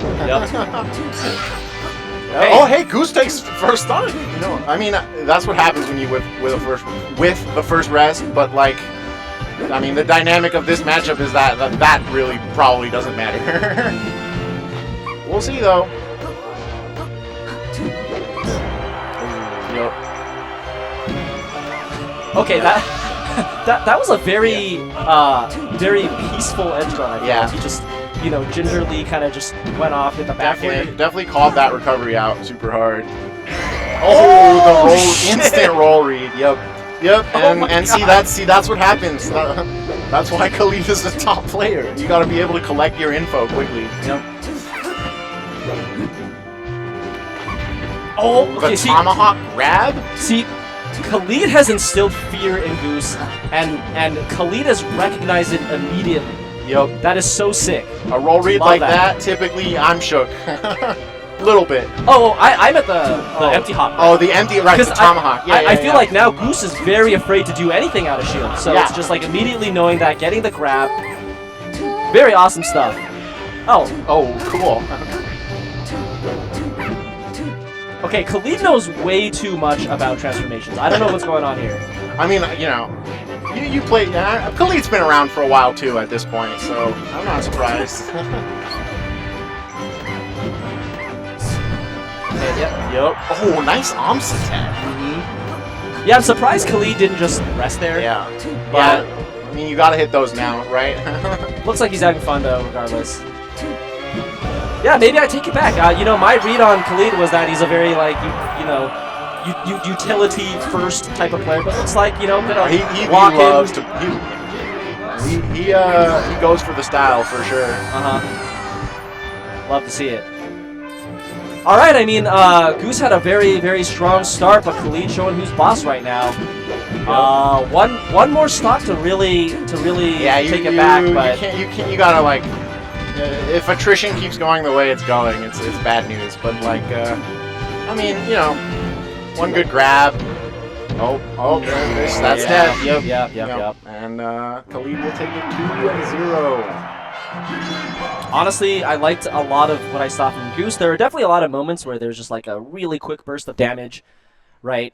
Good movement in general, but just in critical moments getting really, really hard outplayed with like the rest reads, edge guards. It's really hard against. I mean, that's Puff in a nutshell. I feel like, right? It's just it doesn't matter what matchup you're playing. It's this slow attrition. You're playing neutral maybe once or twice every.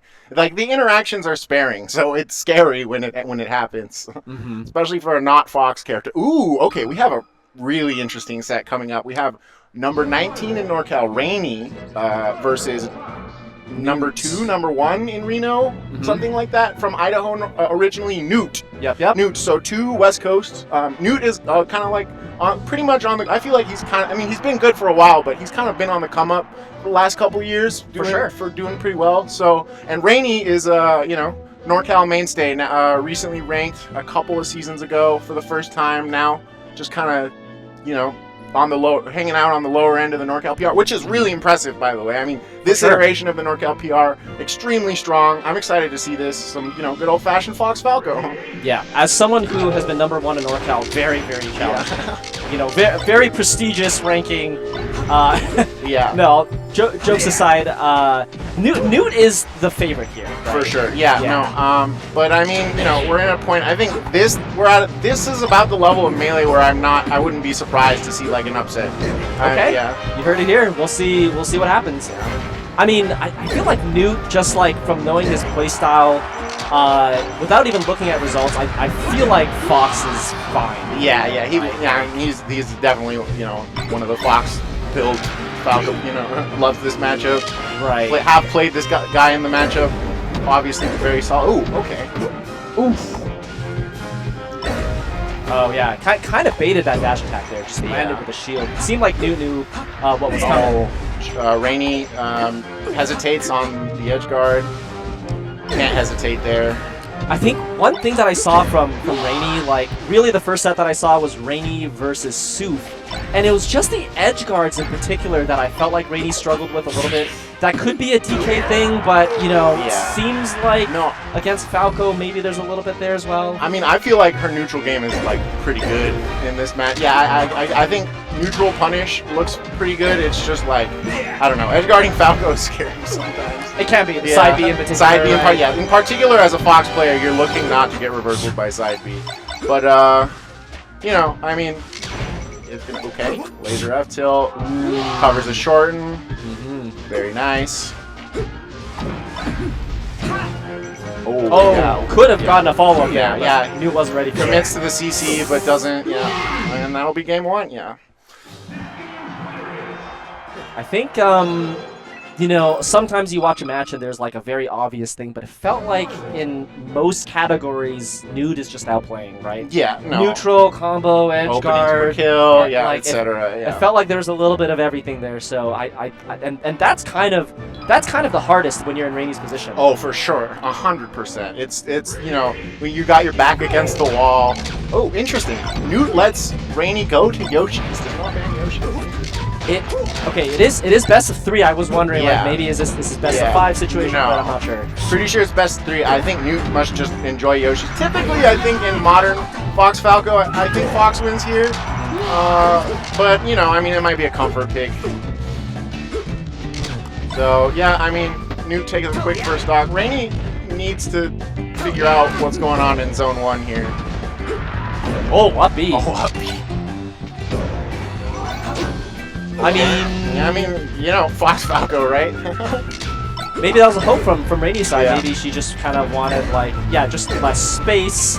Bully Falco a little bit. Okay, big tech chase, forward throw, nice. Oh, that was big. She covers the early side B with a short hop bear on reaction. The first lead for Rainey of the set. Yeah, that definitely feels like it. And just gives it away after 2 tournament winners on the right side. You really don't want that. When you get a lead like that versus like the favored player, like you really need to hold it. You need to that because the next invincibility stock really matters. The next way you play, the invincibility interaction really will dictate whether or not you can hold the lead. And when you're new, it's just like, it can be pretty frustrating if you're like down a little bit, and then they just like hold that next stock, but it's like when you get it back for free, and you're in Newt's position, you're just like, oh, okay, now I'm gonna really lock in and just like destroy you the next stock, and I feel like I see that so much. Yeah.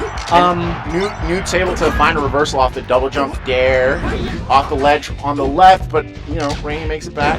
Jab dash attack, does he finish? Great ledge dash. Jesus Christ. I'm very impressed when a Fox player can ledge dash without refreshing in tournament, just off the bat. Alright, so much scrapping from both sides. Neither side can take the stock until yet another tournament winner. Top throw, nice. I like the platform tech chase on the top platform. The main benefit of this stage, obviously, is being able to up throw up air and kill Falco with like a tech chase from almost anywhere on the screen. Top platform shine. Okay. Yeah, love that shine read right there. And I like ledge dash JC shine, but it's not gonna connect. I mean, still no damage from Rainey's part. Okay, gets the grab between the drill. Rainey needs a big reversal here to stay in it. Right. Shine out of shield grab, something, you know? But it's like, yeah, big reversal, but need something clean. That's the thing. You don't want to take any risks. Reversal by Falco. Okay, wait a minute. This is up throw up air, this is big. This is big. Good DI from Newt. Yeah. Okay, clean. Catches the DI in with weak nair. JC up smash. Classic Fox confirm. I mean, that's the classic. Yeah, there, it's right? Classic. Like, such a classic combo. Go for the weak hit into the up smash, and it's like the one time you really get that situation, you go for it in the last stock. It's like if you're Newt, you're just probably not ready for it. You're not thinking like, oh, there's the DI mix-up, whatever. So of course you're gonna DI to survive, and of course that does confirm the up smash. So here we are. Rainey takes a deep breath, a well-needed deep breath, because we have an intense game 3, and we're going to Dreamland. So I guess Newt is accepted that he wants to keep her out. We're playing, you know, Zone 3, Zone 4 type beat. Oh, I thought that might have been too low. And man, just so many tournament winners. Covers the the immediate side B, which is might be detrimental here. Oh man, I love that opener from Newt to get the laser into JC Shine to start up all of this. Doesn't take it to completion, but you know, still a lot of good damage.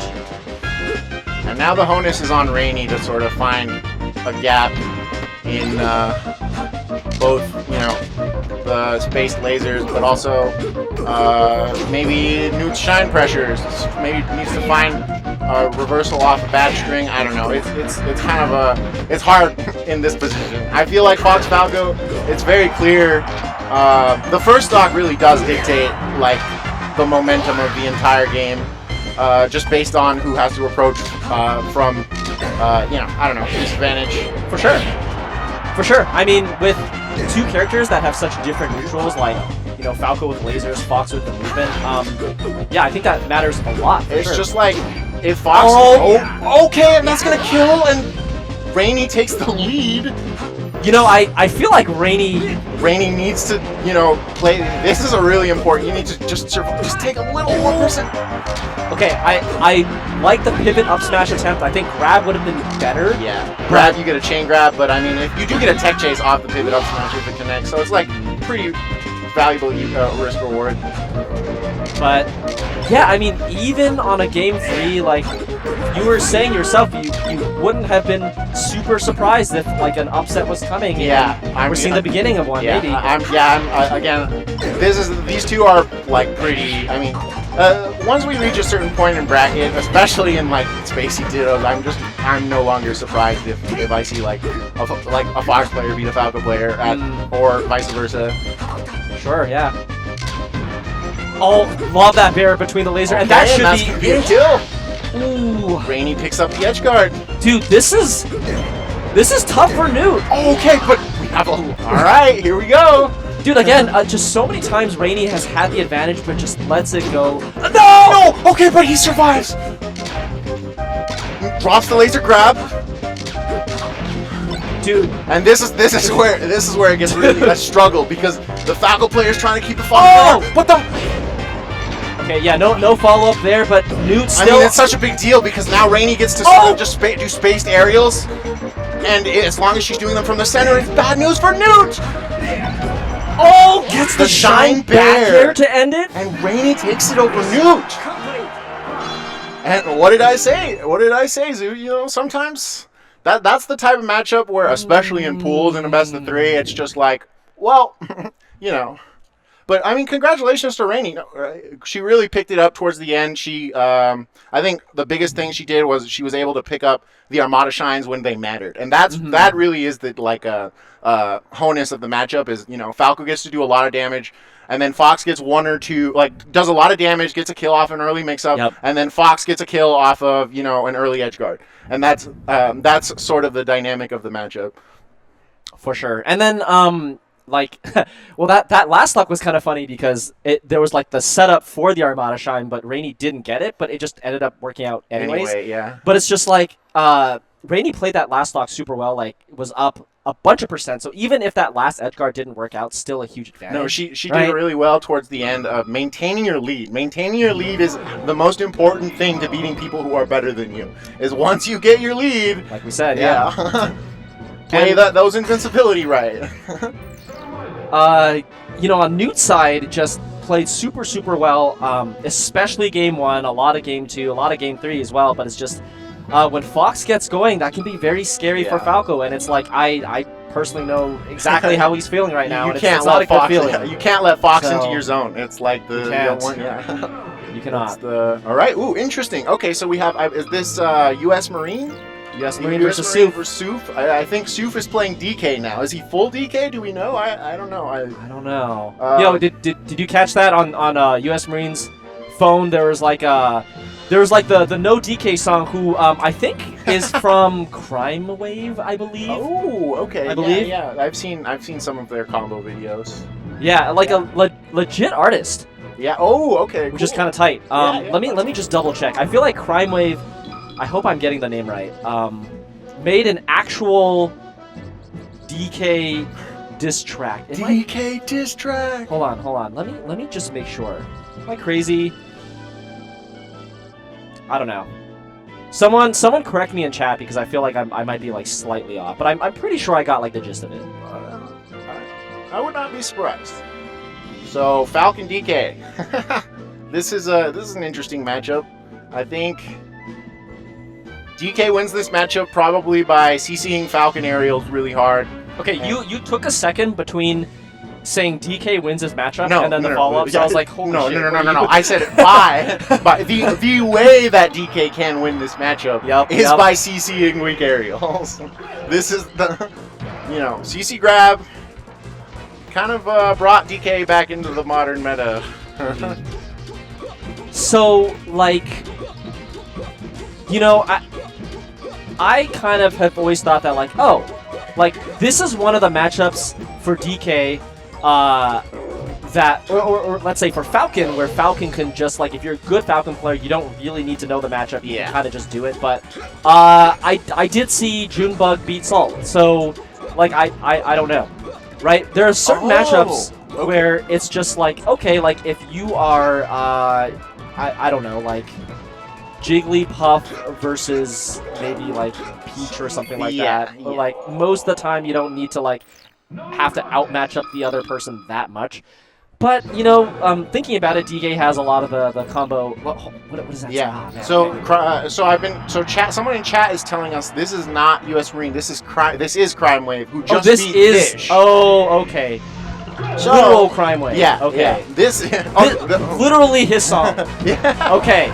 That makes so much more sense. Yeah. Yep. So, I mean, like you were saying, I do feel like it's one of the matchups where if you're good enough, you can coast away with it. But if you're the DK player and you used to main this character, I can only imagine that you're pretty good at this matchup, or at least understand how to get your openings. That's actually kind of dope. That, I mean, we all respect Vish. Vish has been playing for a super long time, has a ton of really good. Oh, what's gonna happen here? Oh yeah, I've never seen it. Had no idea how that. I was like, hold on, wait a minute, what is happening? Okay. But yeah, Crime Wave slash I guess US Marine. Beating Vish is kind of crazy. That's pretty impressive. Yeah, no, that's kind of Vish crazy. Is really Vish is pretty underrated. He's pretty good. He's been playing for a long time. Mainstay of the game. Right. And I don't know how much time and energy that Crime Wave is put towards Smash or Melee, but he's like a well-known artist, right? So it's like the fact that you're doing that, but also beating like veteran players, like that's kind of crazy. Gotta feel pretty good, That's kind of crazy. Yeah. Gotta feel pretty good. Oh no. Okay, well. All right. He's been doing a little hand motion in between stocks. I think someone else was telling me about that earlier. Yeah, he was I already forgot who he played, but very very animated. Yeah, hey. Happy to be here,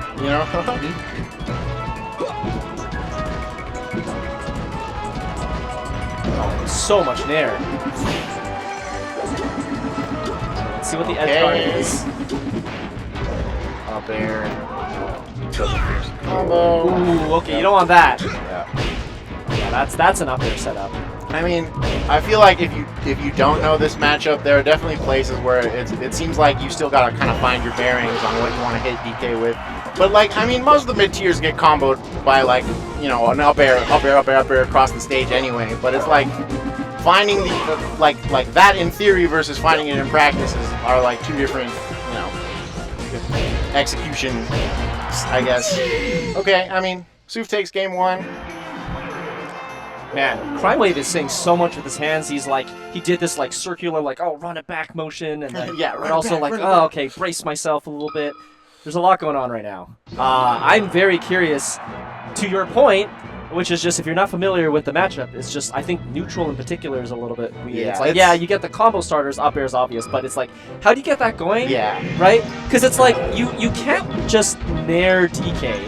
Yeah. Because DK can CC it. I've even seen that DK can up B between air hits, which I don't know if Soup is going to go, but like, it's just kind of weird, and it's like if Falcon gets a grab, it's not like the floaties where you can just like chain grab or get like a free up throw to whatever, Yeah. especially at low percents. Oh. The other thing is like when you get reversaled, Falcon is at the combo weight for DK where it's just really, really easy to just, you know, do 80% cargo throw, giant punch, whatever, right? Right.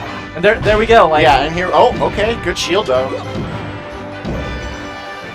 Grab ledge, roll. Yep, Yeah. nice. So there, Soof wanted to DI down to get the Omps attack, but it was a little bit too high percent, so it just looked like bad DI.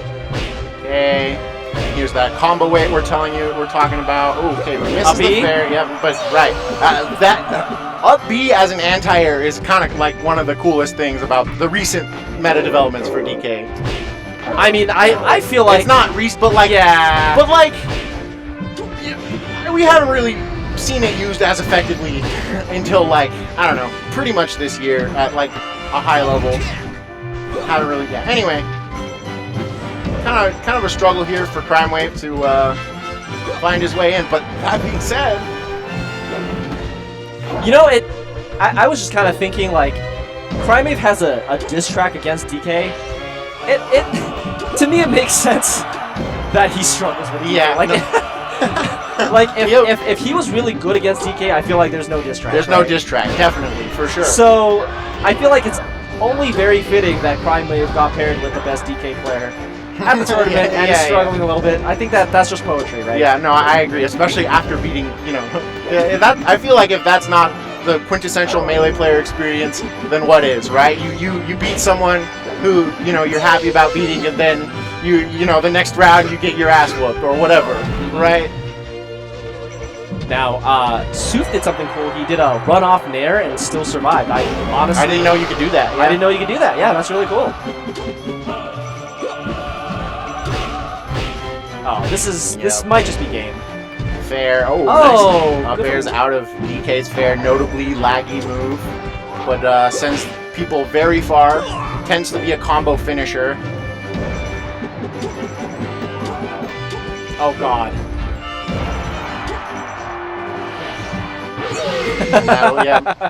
Yeah, he's having a good time. You know, it's all that matters is you having a good time.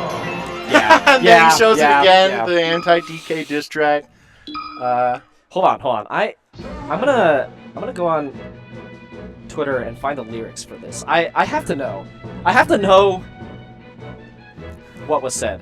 This is really important. Okay. Crime Wave. I feel like it was just recently tweeted. Yeah, Crime Wave USA. Man, that's actually that is so funny. Okay, here we go. 400, okay, this is... I Hate Donkey Kong out now on Spotify. That is amazing. Okay, let's go to Spotify. Let's take a look. Take a look at the lyrics. Go to Genius. Hold on, Sorry guys, bear with me. I Hate Donkey Kong. Ooh. Crime Wave. The banger set coming up too. Man, you're telling me there's no genius for this? Prime Wave, get on it. We need a genius Oh! You guys seen this? It's so good. Am I allowed to show that? It's fine, right? I'm not getting canceled? Alright, cool. We got SB versus Khalid. Khalid, yeah. Excuse me. So, SB, a little bit of lore. She won the last NorCal Arcadian, and is now ranked somewhere 16, 15, something like that. She also recently went on a crazy Guildhouse run, beating like Umar, Typhoon, a bunch of people. Oh, okay, good. Dude, I'm glad you can give that context, as I did an SB match before. Clearly very good. Yeah. I do not know the lore. She, so that's I good to grew know. up playing Melee with her, so Hell yeah. But yeah, this will be fun. Falcon Puff. So, does Khalid like this matchup? Do you know? I have no idea. Okay. I'm sure he's played it a lot though. I'm, SoCal, home of the fast fallers, so it's like Oh, SB took Aklo to Game 5 last year. Okay, that's also good to know. Yeah. Yep, that checks out. Oh yeah, right. She also used to main Puff at one point. She's mained a lot. She's played all the. I play the whole cast type. One of those type of players. Right. No, that's dope. Yeah. That's one way to never get tired of the game. You know? Yeah. No, I agree. You play one character, and then you run into a roadblock, and you hate on another character. You just play that other character, and it just cycles around forever. Nope, definitely. Okay. Interesting. Striking to Yoshi's maybe a comfort thing. For Khalid, I could see it being like, oh, I can get a bunch of rests. Yeah. And why would I rest right there? Yeah. Oh. That was sick. Yep. Dude, I love, just in general, not even Puff specific, just like up air like jump call outs. I just think it's so cool. One of the coolest ways to shark someone in the game, like by far. Nice. Ooh, nice. Yep. Yeah, the reverse soft forward air. Back Yep. Very nice. And yeah, I mean, neutral in this kind of match. Oh, weak ups, the weak hit of up smash into up air as it confirmed. Hey, if it works, it works. Yeah. Sometimes I forget up air, up smash is a multi hit. I mean, it's not. It's not. It's got a strong hitbox and a weak hitbox. Yeah. Just you don't usually see the weak hitbox like that in a combo. Wow. Yeah. SB playing this very well, honestly. Yeah. Like, I think a lot of times, like Falcon and other characters as well, can get tripped up a little bit, like playing Puff against or playing against Puff on the ground game. In particular, like she has a sneaky wave dash, like the up tilt's kind of weird, but I think SB's spacing the aerials just really well and avoiding all those little things. It's a game of patience for Falcon for sure. In a way that tests in a way that no other matchup really does. I feel like. Just again, Puff kind of a character where like, you know, you're playing maybe one or two neutral interactions every 15, 20 seconds, which is like pretty rare for Melee, right? You know, You said one like a couple 15, 20 seconds? I don't know, like I feel like 15 seconds? Yeah, I mean, like, look, okay. I'm gonna count to 15. okay, 10 seconds. 10 5 seconds? 10 seconds? Okay.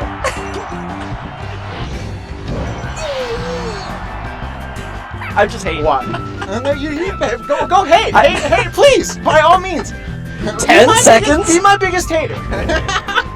No, but I definitely see your point. Yeah. I definitely see your point. Like, she obviously plays just less. like, yeah. 10 seconds? No. Oh, I man. mean... Oh, that's gonna be another rest. Yeah, Yeah. easy for Khalid. Yeah. Is it just me, or did it feel like Khalid was kind of... You know, like, it felt like he was kind of holding those rests until the end, you know? Yeah, no, definitely looking for the tech trap, up air type stuff. So now the question is, so obviously it felt like less space was not the answer for SB, but we'll see if like too much space or like maybe a little more space. Yeah, FD's probably, yeah. Okay, I like FD. Just slow it down, right? Keep it simple. Yeah, and like, I feel like you end up playing Puff, like, versus Puff's ground game more on FD. Obviously, there's no platforms and stuff, and like, right there, just, I love the way that SB spaces around Puff stuff, like, very good at dodging, like, the up tilts and just, like, the weird little spacing things that sometimes people get tripped up by. So, I think that part does make a lot of sense. Yeah. Oh, the upgrade call out. And the other thing is, you know, they really, for SB, FD lets her, like, really capitalize on her, like, really good CC game. Definitely.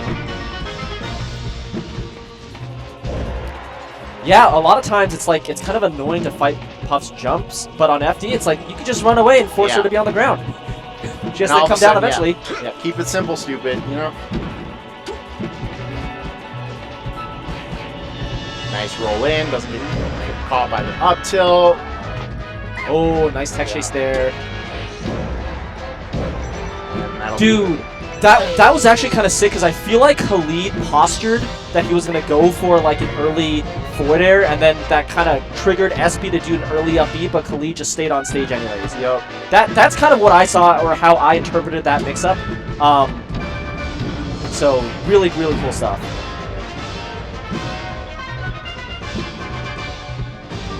Oh, another jump read. SB doesn't bite. Yeah, it's a struggle here. Oh no. Oh, nice coverage. Great coverage. Yep. Gotta be comfortable with that. Oh, no. That must have been up air, or maybe she wanted like him to DI in and get a nipple. I don't know. I feel like that was a different combo route, but probably meant for short hop down air. I don't think you miss input down air for up air, but well, yeah, I don't know. Okay, up air. Not sure. Not either. sure. Oh, Ronnie. Oh, Ronnie catches Puff dashing forward.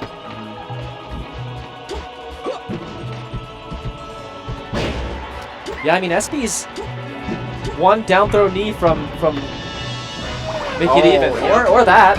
Misses the roll read on the rest on the roll read. That definitely was Khalid's read, yeah. But I guess slightly misspaced there. Yeah. I mean, it's a high AV option read to go for in that situation for sure. And it's not like, I mean, it does put SB back into the game, but like not by that much. Ooh, F throw up air. Such a nice grab there. Man, Khalid's struggling a little bit to get this hit. This has been all SB, not going to get the kill. Barely doesn't get the kill.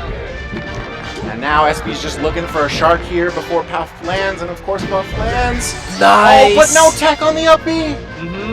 And, you know, like, there was the no tech, but I want to call out that SB did, like, a very slight, like, drift out to avoid Khalid's forward air, so... Yeah, no, great defensive defensive play on the recovery.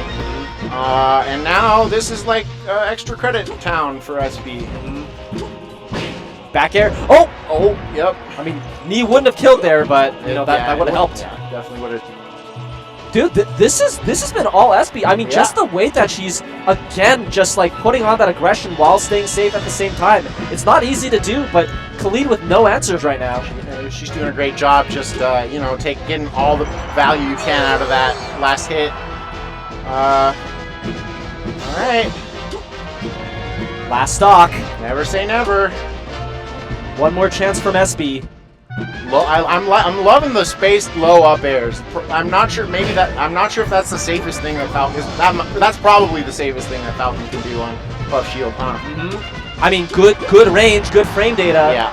Oh, dude, I was so scared. Okay, is she gonna knee. get it? She does. And there we go. We've got a game 3. I love that setup because I think with Falcon it can be hard to confirm the DI on that down throw, and I think what Falcon does is like they do the forward dash.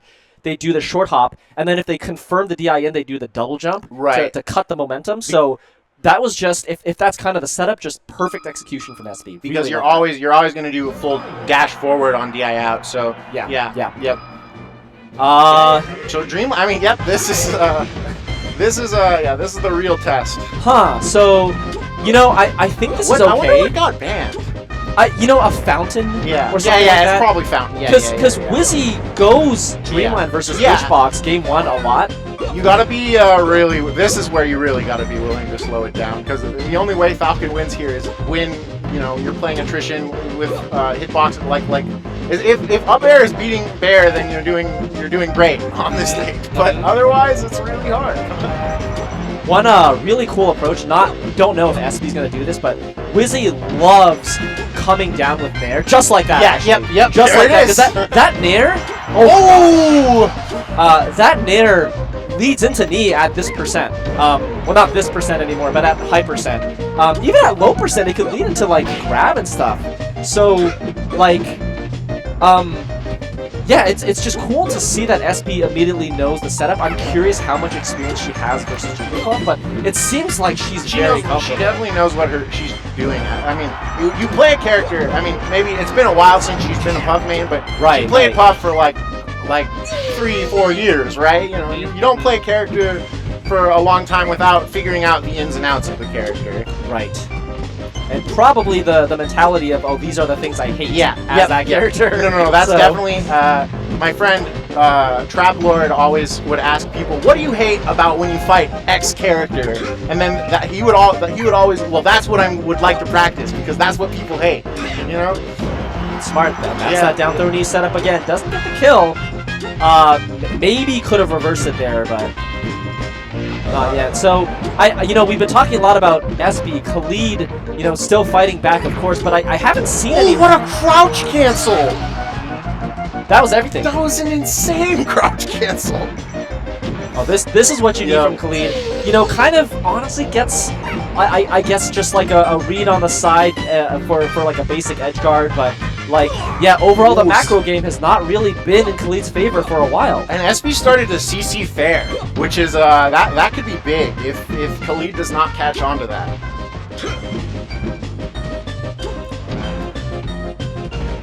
Ooh, I like the nair, the fade back nair out of shield. Just trying to keep the same. Oh God, dude, is that death?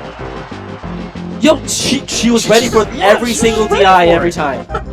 Dude, such great confirmations, making the empty hop grab read from Khalid and just grabbing herself. This is really good Huff versus Falcon. Yeah, the other thing I'm really impressed with is she knows when off a down throw she can't get a combo. Like there was a moment where she did a down throw, she was like, no, I'm not gonna be able to combo off of this, so I'm just gonna back up and not get reversal.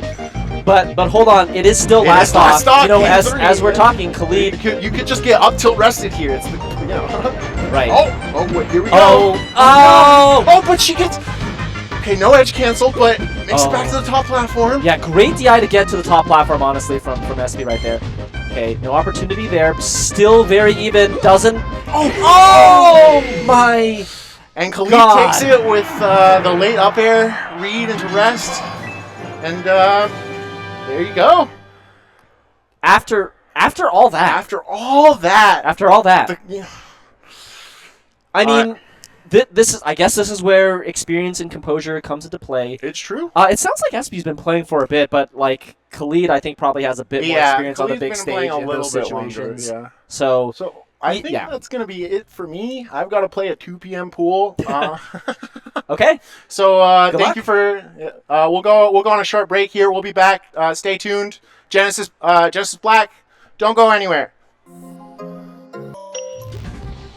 Welcome back. We are here at Genesis Black 2024. I am Nathan Sandwich, joined by Trey the Trash Man. What is going on? I am excited. We got another tournament back in NorCal. The NorCal regionals are special to my heart. Always make me nostalgic for the times when I started playing carpooling with the homies. That's what I did today. Commentating with Nathan as well. He did that at my first Genesis that I commentated at. There's been a lot of fun moments together. We had that tournament series we were doing too, and it's nice to have NorCal representing NorCal in NorCal, so Yeah, I'm excited for this. we have a bit of an old guard of NorCal versus kind of a new up and comer. We got Brutal Rattle versus Daryl. This should be good. Yeah, we got Made in China in chat. Shout out our international fans, and not a fan of me, but a fan of Melee, watching our NorCal event. Where are you at right now, China? I know you're moving around sometimes. Oh my gosh, Fence Turtle, my absolute favorite. Yep. This should be a good set though, because Brutal Rattle, she's been getting a lot of good wins. A lot. Dark Wizard, I know a couple on Musco Man. Did you beat Umar, or am I tripping? That was SB. That was SB, but she has taken games off of Umar in the past. Yeah, Brutal Rattle has been doing really well. Brutal Rattle and I have actually played so many online Melee sets and Gaily and other tournaments. And I've always been pretty good against Falcon, but she would always just end up clutching up Game 5 against me. We've had probably 4+ Game 5 sets. Well, the biggest thing I've noticed about her is she's very structured with her play. You notice that she'll go for pretty much most of the standard stuff, but she has a steady game plan to go along with it, and that's usually the thing. My goodness. Yeah, when you have a game plan, you're able to kind of focus more on the reactionary stuff because you don't have to think about the macro as much. You already have an idea of what your goal is, and then you can just try and find how to get to that goal rather than spending your mental resources, because mental is a resource as well, like your thought power. You can't just think about everything at once. So being able to be like, I have a game plan, this is what I'm looking for, and then just spend your thought on looking for it and not what should I be looking for. Yeah, it's already set in stone. Yeah. So it looks set in stone. I like the Nair pickups on the platform. It's very good at getting additional up airs and just like good coverage to add on more percent. And killing Samus over and over, because Brewer right now have 3-1 stocks on. Yeah. Wow. A very strong player. And Daryl's I'm sure no Joe joke. would say they're not in their prime, which, you know, it might be true, but they are always an amazing player. Run into them on ranked a lot. They're sick. Yeah, you can NorCal to the bone. You can never count Daryl out, but man, Brutal was. That was a pretty. That was clean brutal. 3-stock. That was a pretty clean 3-stock. Pretty brutal. Yeah, I mean, if you're Daryl, I mean, where do you go? I mean, because that was pretty convincing. I mean, do you go Dreamland? Because I was wondering, like, Brutal probably bans. I mean, what do you think she bans? Fountain. Yeah, that makes sense. But I mean, Daryl, he's gonna have a lot more room to live. Yeah, it's the complete opposite of Yoshi's, basically, and already a good stage for Samus. You can recover a lot better with your tether. You can go much lower than Yoshi's with that low bottom. It kind of restricts a lot of characters' recoveries, like Samus, or characters that dip really low. Yeah, the close quarters probably benefited Brutal a lot. Even though Daryl was, I'd say, one of the more scrappier Samuses you'd see. But when you have a character like Falcon, it's almost like super tough because Falcon's going to be zooming all over the stage. Yeah. Whereas now with more room to breathe, I think Daryl's going to be able to maybe slow the game out a little bit. I would say Falcon is easily one of Samus's most difficult matchups. And that being said, we were talking about the scrappy thing. That's 100% true to Daryl. They are scrappy Samus. But their specialty has always been Spaceys. In particular, Daryl was one of the best Samuses, if not the best, against Spaceys in the world at different points. And their different pressures they found and the ability to gain advantage through scrambles was always very impressive. And, you know, we're seeing Daryl here with the lead again. They're very clearly kind of finding their game plan quickly. Yeah. So I think this set might go the distance. Yeah, is it already a drastic difference from game one? Because it felt like Brutal kind of could have her way with whatever she wanted, whereas this time it seems like Daryl has a lot more of his footing. Yeah, the missile play is a lot better on this stage as well than Yoshi's, against a character like Falcon at least. Yeah, lots of nerfs coming out from Brutal right now. Grapple tricks. Oh, see, look, that's something that would be harder to do on Yoshi's. And that was like, adds so many more recovery options and recovery so much. Wow, the upward angle as well. And then combos it into the rocket. Yeah, that's it. That was actually sick. The upward angle forward smash, so much better. Yeah, because it sends it a different trajectory, doesn't it? Yeah, and it made it so that, I don't know if you would have been able to get it anyway, but like SDI down to the stage and like maybe get a tech at the very corner using regular F smash. And then it also set him up in the position so high where the missile ended up recovering it. Oh, back hit a F smash, sent him off stage again. Daryl at Brutal Rattle at fairly low percent when it happened, so not as drastic as it could be, but Daryl absolutely all over her at the moment. Yeah, the adaptation is real. You can definitely tell a bit of adaptation.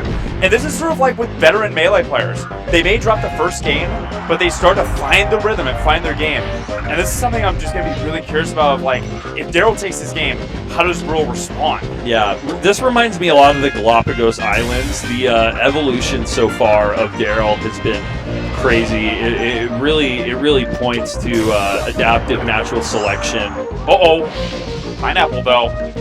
Yeah, and Burrell finding the lead for the first time in this game too, which is a very pivotal point. Last stock on Daryl. Yeah, tack on your percent now if you're Brutal. This is a good way to do it. 39. Maybe doesn't need a tack on percent. Maybe she can just end it here. That's always an option. Beautiful options after the. Oh my goodness, if that had hit. She was cooking a little too much there, but she's still living. I don't know. I think the pot is still on the stove at the moment. Could be 163. She's still living. Great edge cancel. This is looking tough for Daryl now.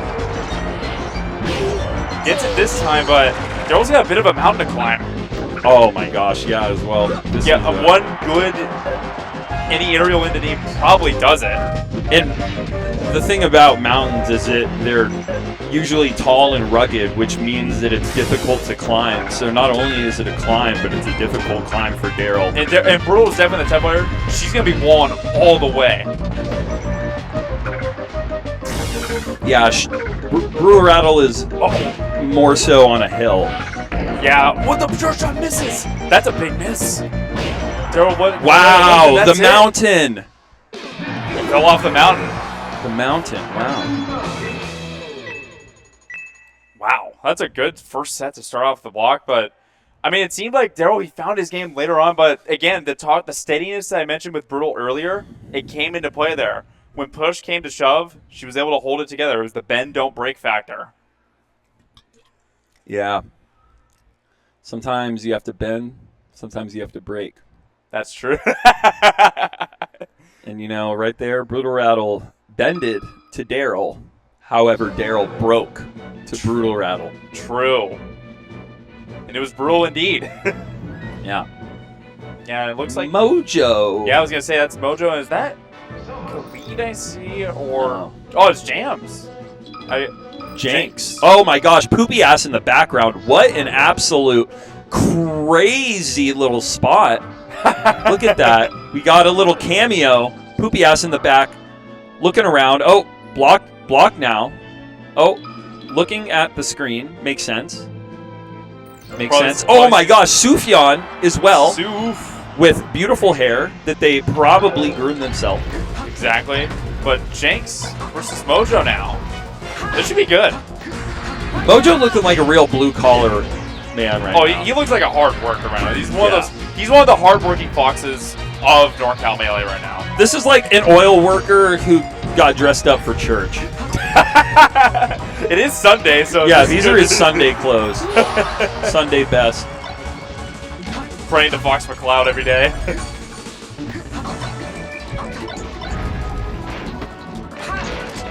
Mojo already with an early lead. Chain grabs on deck here. A couple up tilts. I wonder if that percent, if you even are able to DI to the platform, it looked like it was just so straight up. Kind of surprising to me that they're able to chain grab there so easily. But the back throw. I liked it. Yeah, because you've been seeing a lot of those recently. I kind of like that they're doing that because they're so used to seeing the up throw. They almost like, I wouldn't say like your brain turns up and you're like, wait, back throw, what is that? Yeah, and down throw kind of used to be the mix-up you would see sometimes, not as much as we see back throw now, but it would be like a down throw to kind of mix up, you know, what you were doing. But it's so much longer and easier to react to. That back throw is just so quick. And against those fast fallers, it does basically the exact same thing while honestly potentially getting them in a much worse position. If you do the back throw tech chase towards the ledge, there's a good chance they're just going to roll towards you back to stage. And if they don't, you get pressure at the ledge. Like, it's an extremely strong mix-up. Why? Much stronger than the down throw was.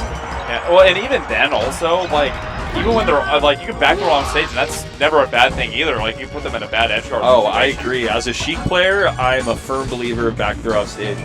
Yeah, Mojo with a pretty firm lead. Up throw into the back here. Ooh, lets him down throw. He cleans up this time.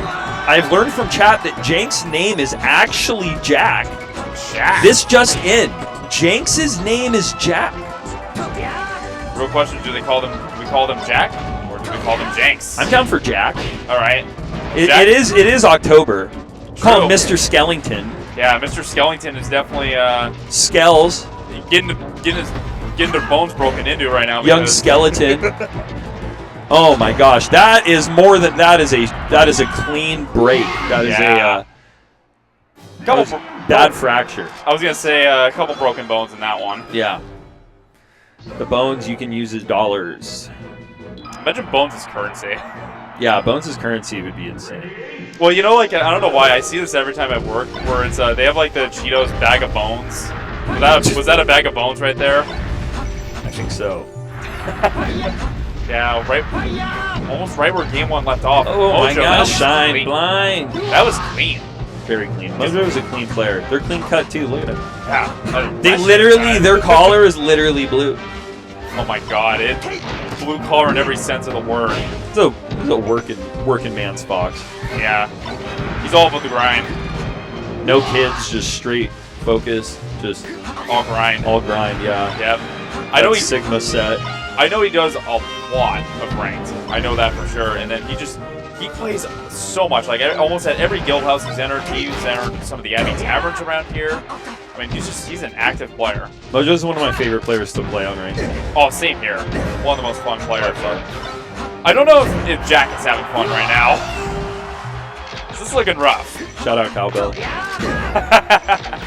Shout out Coastline Community College as well. The University of Coastline Community College. Dash chances right now.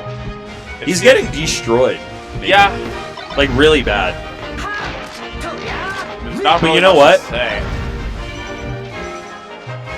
Mr. Skellington, there's still time. There definitely is. I mean, you gotta start somewhere. There's still time. You can bring Halloween to Christmas Town. I forget how that works, but There's the back door dash chances. Got one of them there.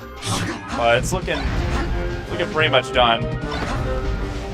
9 out of shield there. a little behind the scenes for chat. This isn't even really behind the scenes, but Fox Dittos, for me personally, are by far the hardest to commentate. It's just like everything is going on at once. There's like a lot you can say about it, but it's just like each player is just choosing to do whatever they want all the time. Yeah. They do everything at the same time. Yeah, I agree. Because, like, the tempo gets so fast, and, like, a stock can just change in the snap of a finger. It could just be gone. And some... actually went right through the mic. But, yeah, I agree. Because, like, in the snap of a finger, the game can turn on its head. And you could say the same thing for Fox Falco. There's a bit more... I wouldn't say a bit more nuanced, but just, like, maybe a little slower depending on the matchup, depending on, like, which players are playing in that. Whereas in this one, you can get grabbed and die sometimes. Yeah. Some players are more woke than others. But right now, we're going to get Zio versus Arcadia. This should be good. This should be good. Because, Zio, an absolute monster. Oh, yeah. Honestly. He's been around a long time also. And then Arcadia. Zio's the new Isaiah. If he tried. If Zio tried, he'd be like top 10.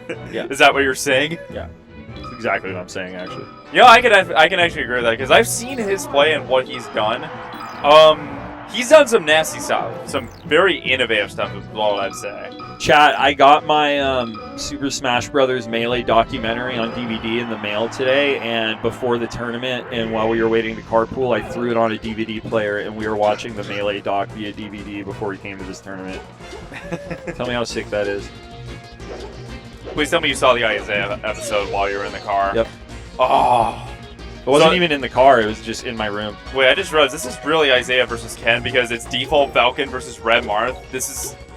You're seeing exactly what you saw in the documentary, dude. Yeah, Arcadia definitely the Ken of Stanford.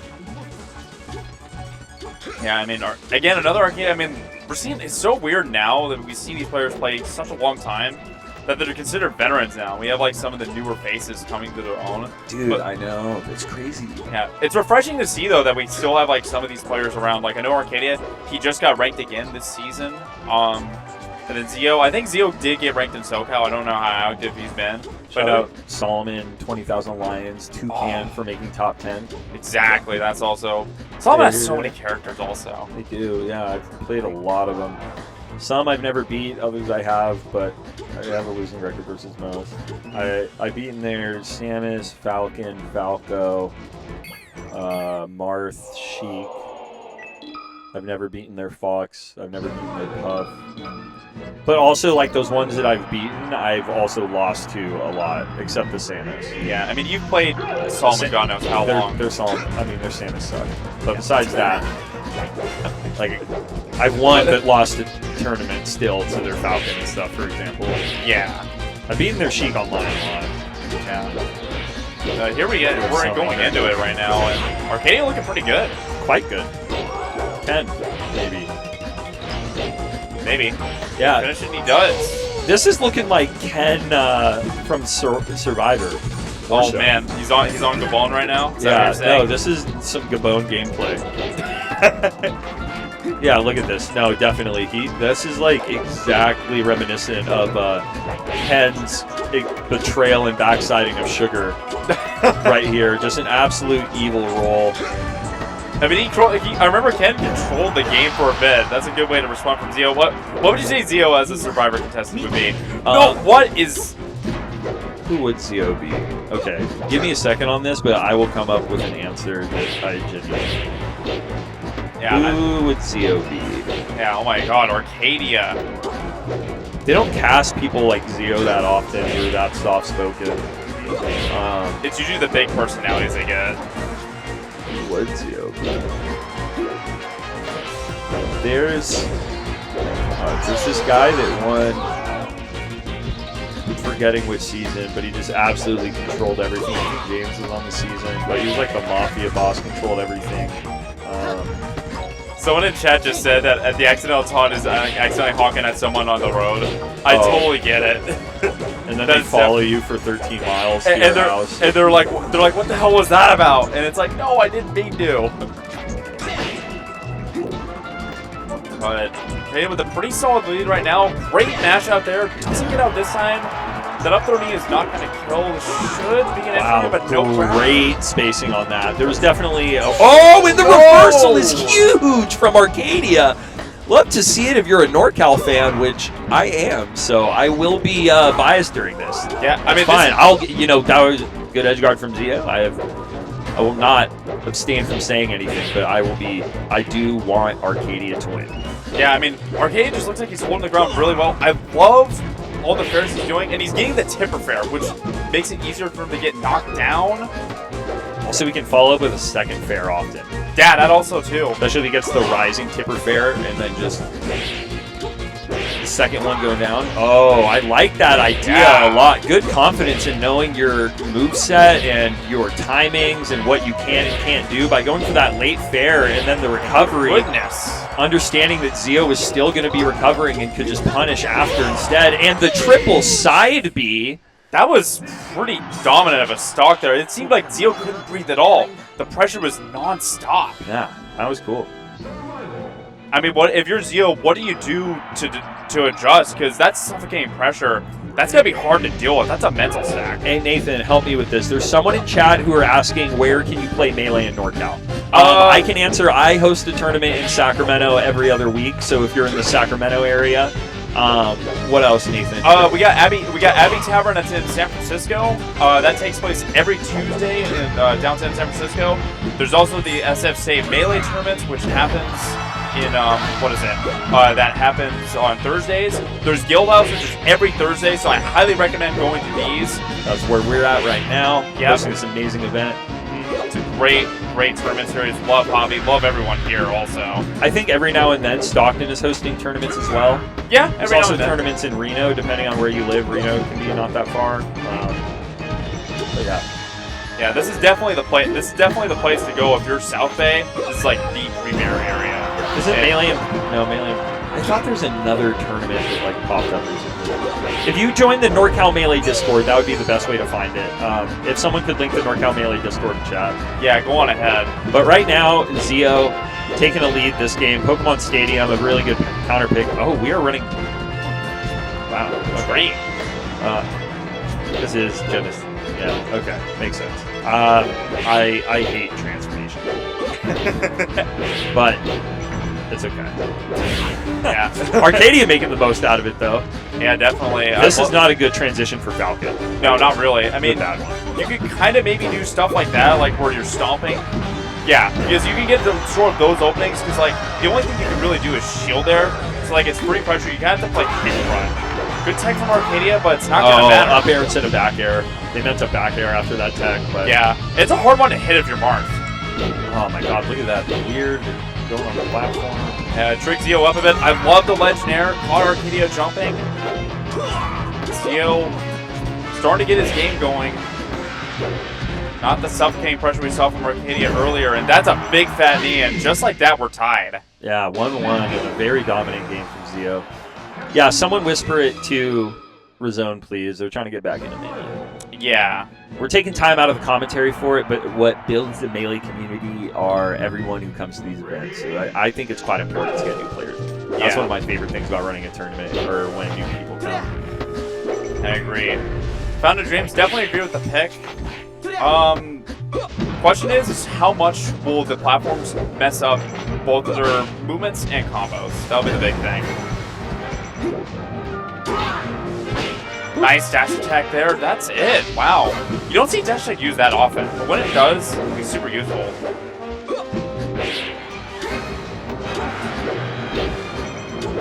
Double fair.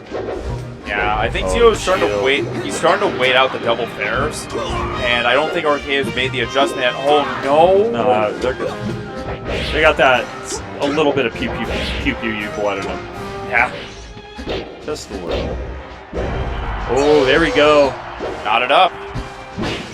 I think that would be called a Ken combo. that out. Okay, It is. Arcadia. Maybe he is Ken. Arcadia's Oh, no. thinking way too much about this now. I think they feel like they need to make like crazier mix-ups than what's been working. They're like, oh, I got this recovery going low a couple times. Now I need a counter to stall on. I think they just need to keep doing what they're doing. Zio's a really good player, and everyone makes mistakes, and Zio's a player that's good at punishing the mistakes because they're good. A lot of melee. A Drug Fox quote I think a lot about is that it's not that good players don't make mistakes, it's that good players don't let their opponent make a mistake for free. So Yeah. good players capitalize on the mistakes. This game is too fast to never make a mistake. But if you stick to your game plan and you just make less of those mistakes, that usually is really the change that you need and capitalize on the other ones more. You don't need to necessarily get all crazy and different and start throwing in counters and side Bs and all that. Yeah, just stick to what works. Put Cleesh on stream. Is Cleesh here?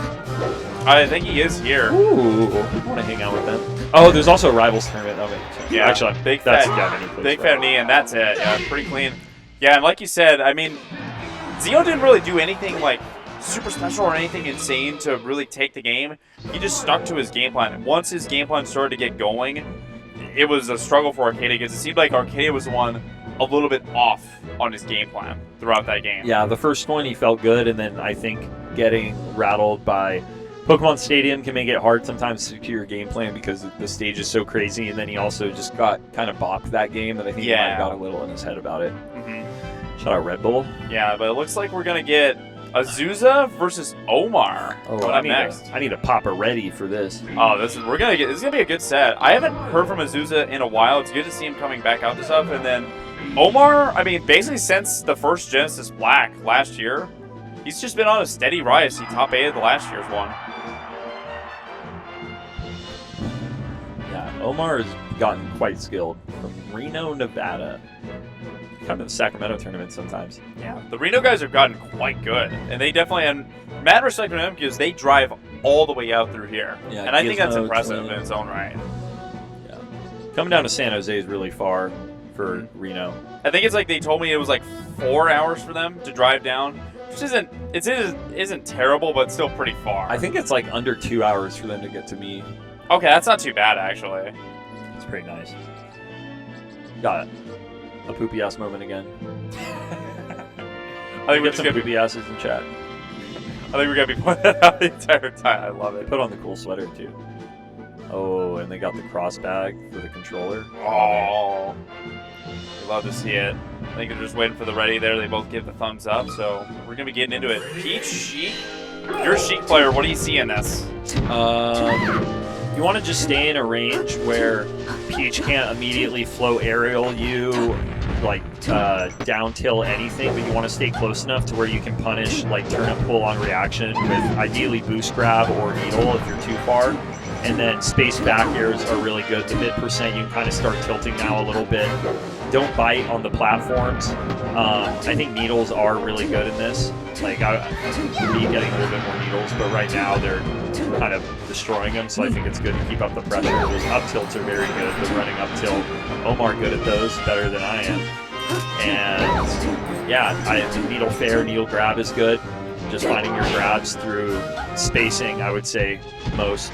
Just trying to bait out something from Peach, because Peach is a character who's can be really fast and quick, but they're really fast and quick guarding their own area. They like create an area and they start throwing out a lot of hitboxes, and they like if you come into it, you're going to take massive damage. So if you stay like right out of that area and then just like pick it apart when there is an opening, that's how I would say you deal with Peach teams.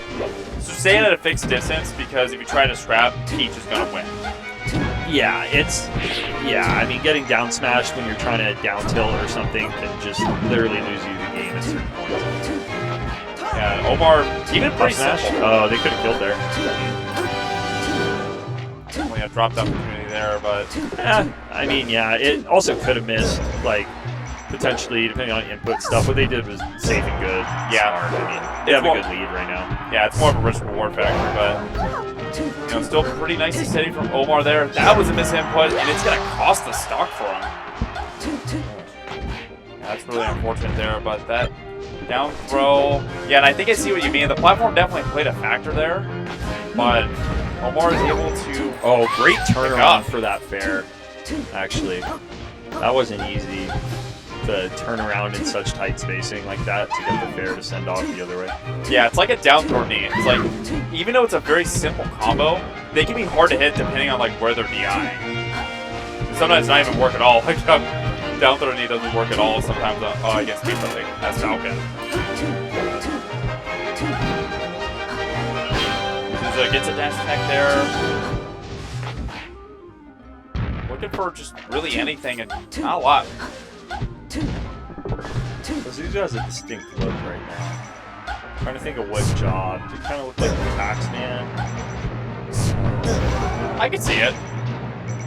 Maybe like a baseball statistics dude, like Jonah Hill from Moneyball. Gotta look at the analytics.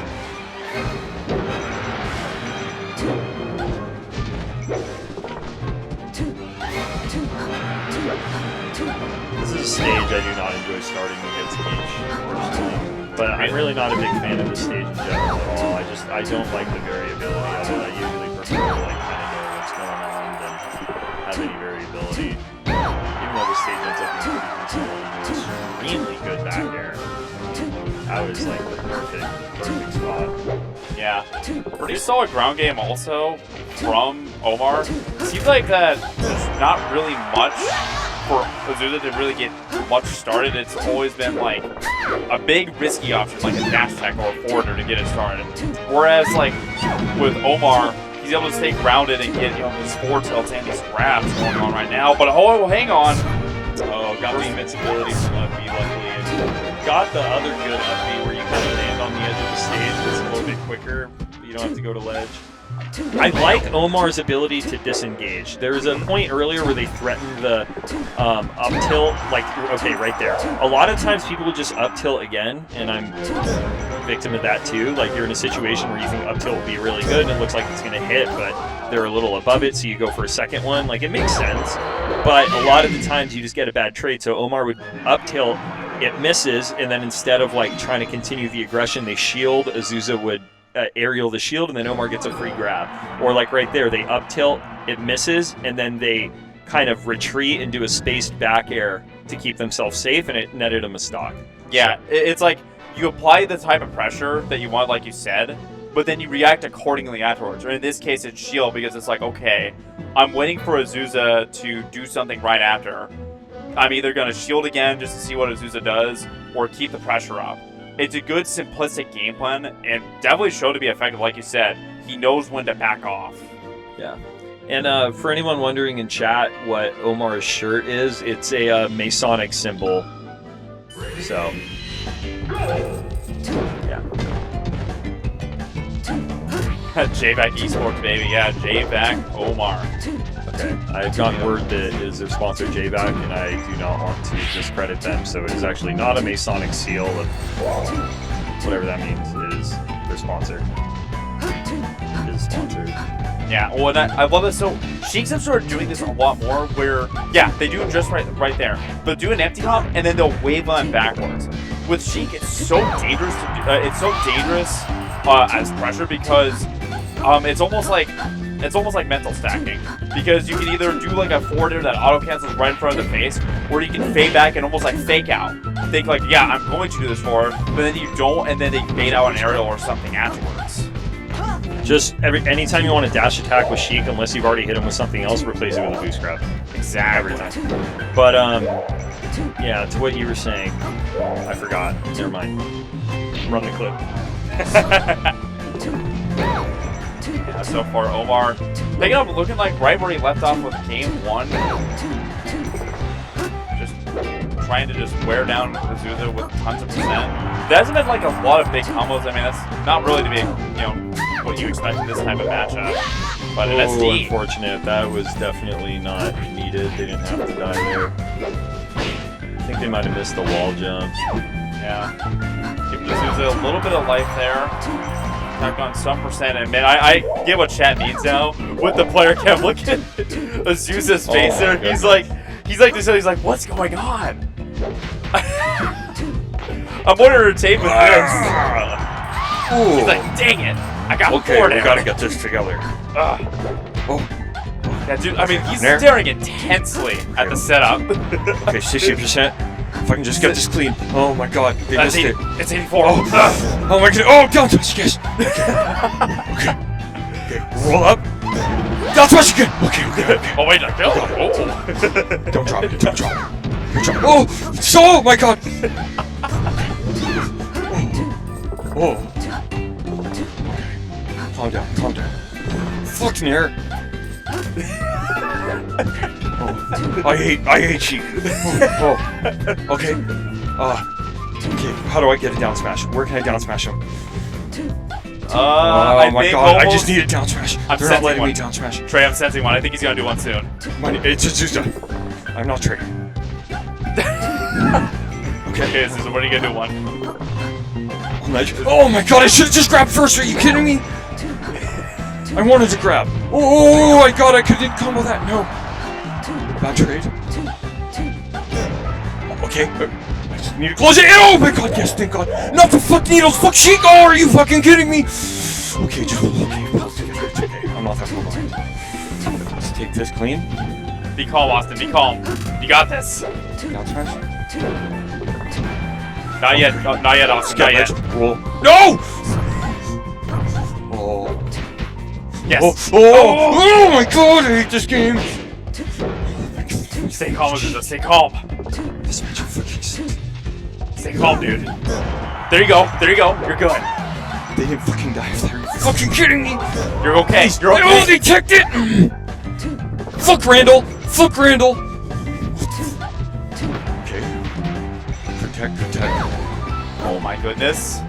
Still alive. Just need to take this stock and then I can down smash. Oh no! I don't know if you're gonna get that down smash, buddy. From Nevada. Oh my god! And great set. Oh, good games, guy. That was really fun. He's smiling afterwards. Wow, that was a great time. Yeah. That reminds me of how when Zane and Blur they do those streams where like Blur's like coaching Zane. This gave me those types of vibes where like Zane's like he's like, oh my god, or whatever, and then Blur's like trying to call him. He's like, you got this. It gave me those types of vibes. Wow, that was a great time. Oh, that was a fun set. Randall did nothing wrong. Did he? Do you think he did anything wrong? No, I'm a Sheik player. I thought that was sick. The bias is real. Mojo back versus Brutal Rattle. Both always back. They've played each other, I think. I don't know if they've actually played at a guild house. They may have. I think Mojo may have won. But I know Space Pigeon, she beat Mojo, I think, the last time they played at a guild house. So this should be interesting. She beat everyone besides Typhoon. True. That bracket was wild. Very wild. Like, I know SP, I mean, obviously SP got second, and Typhoon won. But I think it was like SP beat Umar, and then like SP went on a tear. Does it count though? Do any of those wins count if you get double eliminated by Typhoon? I think it does count. It does count towards the PR. It's just like, it goes in the head-to-head. But we all know. Losing. How do you lose to Typhoon? Ty's a gamer. I don't know what to tell you. Ty's a gamer. Drunk Ty is a evil entity. Was it Roy Foon? That's the real question. Was it Roy? It was not. Roy Foon is a sick name. It's lazy, but it sounds good. Yeah, but we're getting back to this. I'd be curious to see, because Brutal Rattle, this is definitely one of her specialty matchups. She loves going against Spaceys, and I think that's where her strengths lie. I've seen her be so composed with Spaceys. I expect a lot of grabs and a lot of tech chases. She's going to play more of your standard type of Falcon play. And then Mojo, really high pressure. You're going to see lots of the Nair Shine pressure. I'm excited for this. I think it's going to be interesting. Excited as well. Game 1 to story. Whose story will be written? Yeah, well, and this is one big thing I've noticed is that, like, Nair at low percent is, unless they're in the air, it's not the best from Falcon, because just the reward, like, you're pretty much banking that they're not going to CC or they're close enough to where you can get grabbed. Because, like, you saw their Brutal got CC Shine right out the gate. It doesn't really, the game doesn't really open up until about maybe, like, 30-ish%, and then the Nair can become really effective. In the air, like you're saying, yeah, that is very good, but the low percent, it's hard to... Yeah, I think back air is just better at low percent. Back air, stomp, and knee, even though they're much slower, they have a lot more of a threat when it comes to They can't reversal them as easy. Yeah, whereas like with Nair, you can still get reversal a lot. And then you can build that percent, and then Nair, like that Nair is really good. Like yeah. They jump in the air. They're not, yeah, they're now at the percent where like Nair and up air. So you're going to want to look out around the 30-ish%, but... Also, of course, grab is one of your main options, too, at that really low percent. Not just back air stuff, but like if you get a grab tech chase going, that's always... It's always kosher in my book. Oh my gosh, great falling in that trajectory and just skid it under the fire, barely. Yeah. Well, that could see a down tilt, right? You could have actually done a downward angle forward tilt because if it does, so if the forward B does not sweet spot, forward tilt and down tilt both hit that. Forward tilt's generally better because it knocks them out where you can do just like a back air edge guard. Yeah, instead of up, it sends them like below the ledge again. Yeah, and it's like when you're popped up on down tilt, it's not always a guarantee. You can maybe get an up air out of it, but it's much more of a commitment. Gotcha. Glad to have a knowledgeable Falcon player here, considering how much Falcon we've got. You and I have talked about Falcon before, too. Yeah, definitely. I like talking melee with you. Likewise, right now, I love the pressure that Mojo is doing. He did a push off there to knock Brutal off the platform while she was shielding. So far, it looks like it's all Mojo's flow right now. Mojo flow. Joe. Yeah, Joe Flow.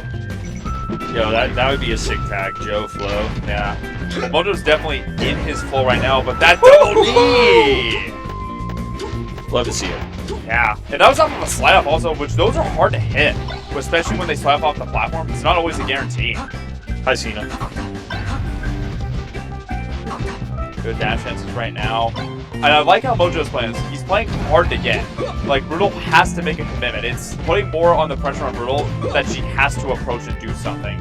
And it's proved to be very effective because Mojo's generally got better end of those exchanges. Up throw, back air. Probably going to be a stock. Randall with a little bit of the assist, but that'll be game 1. Question is, who would win in TFT? That is a good question. They should game it out for the rest of the set on TFT. I think it'd be interesting if they we picked a different game each match. We go melee game 1, TFT game 2, and then I don't know, stick fight the game 3. Who wins, Cleese or Cena? Who wins Genesis Black? Melee boxing? Oh. Yeah, you each strap melee disc to your hands and then fight with... You just punch the other player each stock? Yeah, no, you just fight with melee discs on your hands. It's like a street fight, but you just use melee discs. Yeah, I'm kind of surprised in that situation. Would have maybe gotten an up air off the up throw with the drop zone up air. It's a tough situation to hit though, so I don't blame her for not going for it.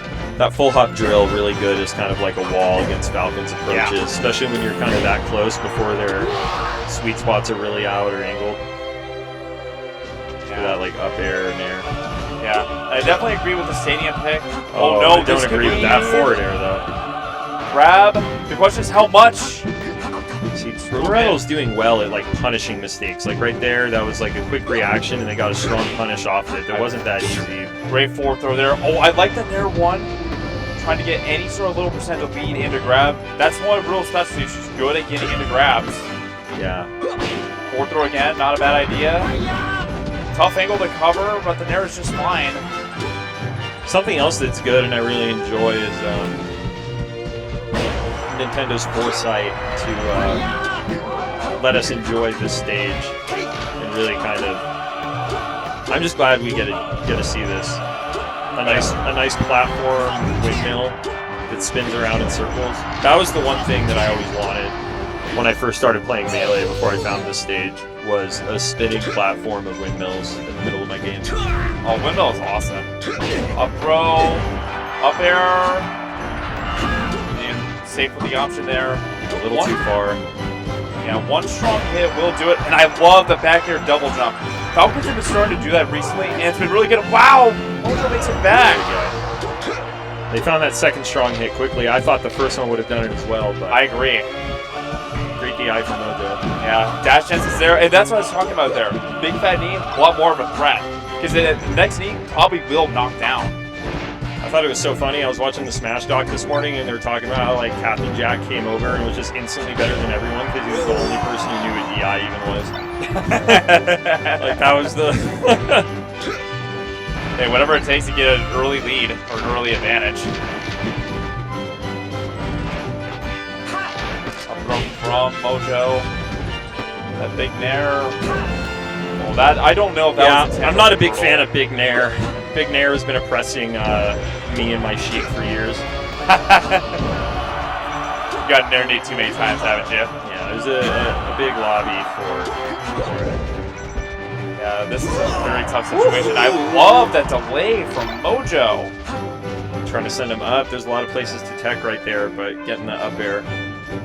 Yeah, and it was at a weird angle where it's like, Brutal out at the eye insanely well just to even get that tag. Oh no, if Mojo had actually gotten the infinite off of that while Brutal was waiting, that would have been hilarious. Oh, this is so weird with the transformation there.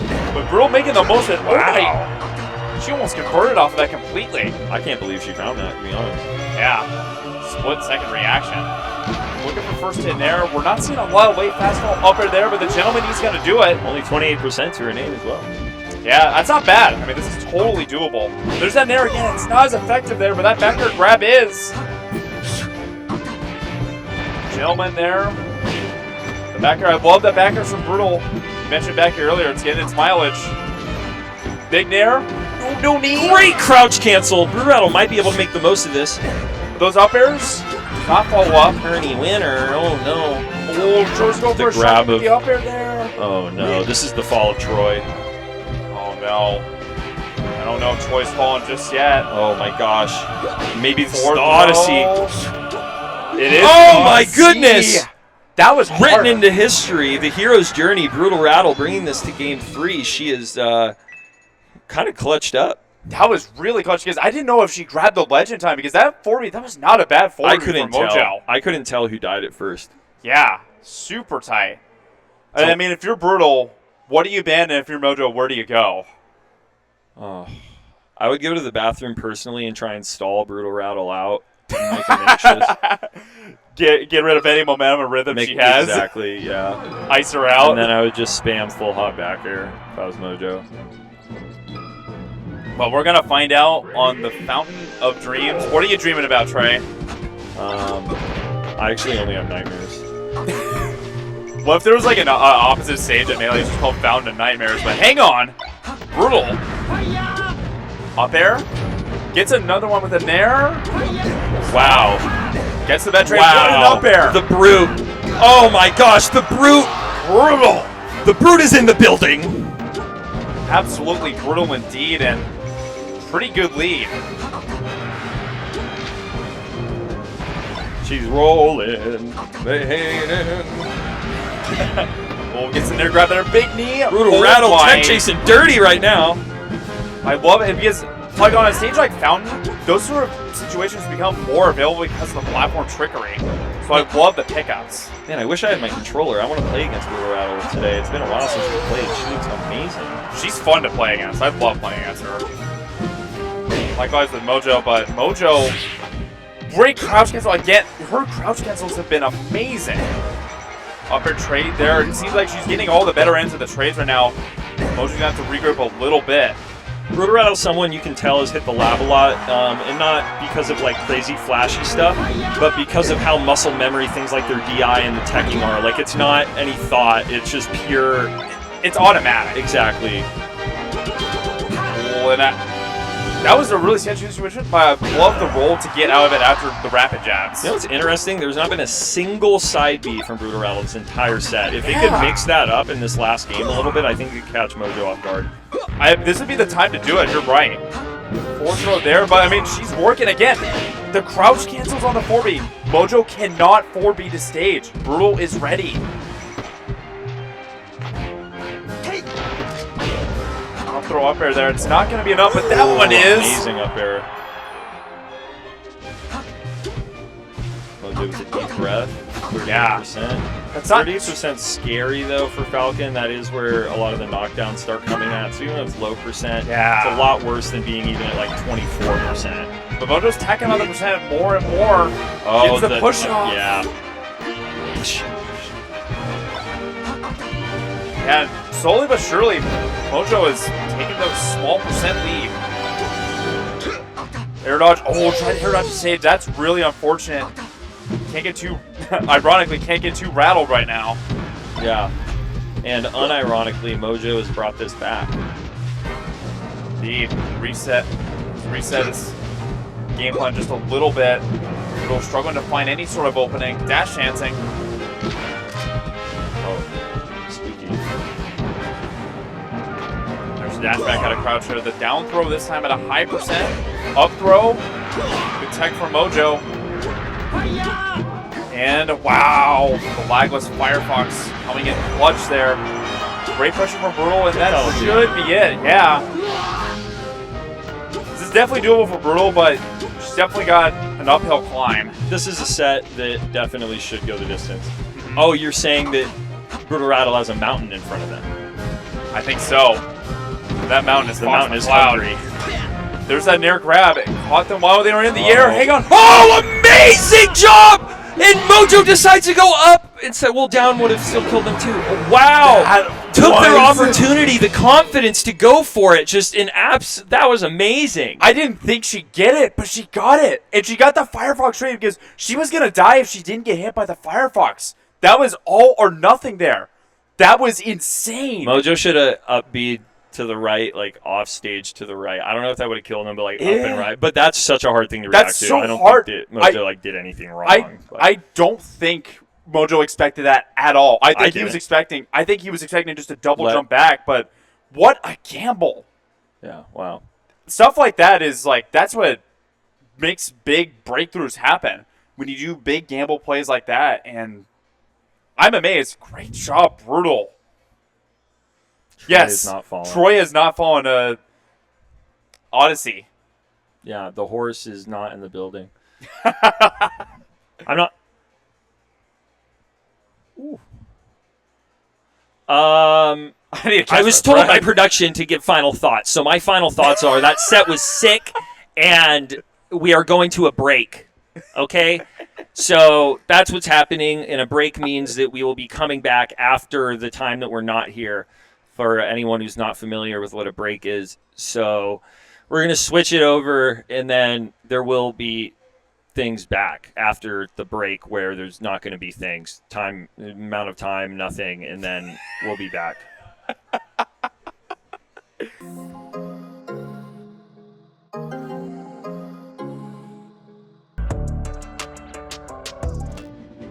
Welcome back, everyone. We got a mega fat set for you guys coming up. It's Mega Man versus S-Fet over here at the Guildhouse. Genesis Black coming at you. I'm Pat, and this is our co-caster Trey. What's going on? What's up, dude? I'm excited for this one. The first sets I was watching earlier were insane. The Brutal Rattle set, awesome.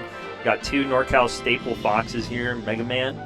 think everyone knows them, and if you don't, you will after this. And then SFAT, an absolute household name in our community. Absolute legends. One of the few, I would say, people here that I actually grew up playing with. I'm super old school. Played back in like 2004 to like 2009, so before the game got big. So it's cool to see someone like the local legends that are still at it. Yeah. It's always nice. Our local legend was DP, and going over there and playing Melee with him. He just moved to Thailand, though. Oh, dang. Yeah, so we lost another soldier. All right, looks like we got a Fox Ditto coming up. Battle of the Gingers, almost, really. Yeah, kind of looks like it. So SFAT on the red Fox and Mega Man on blue. SFAT definitely favored this. I think most people can see it, but Mega Man's been getting a lot better recently. Vintage SFAT there. SFAT. I remember SFAT was one of the first Foxes that I played that like used Run and Shine really, really well, and that was like the first moment I was like, this character shouldn't be in the game. Like, why does he have so many more tools than everybody else? They're also good at the like ASDI down while they're doing the running shine, so that even if you do hit them, they're like already ready. It's got the option to like lock and loaded.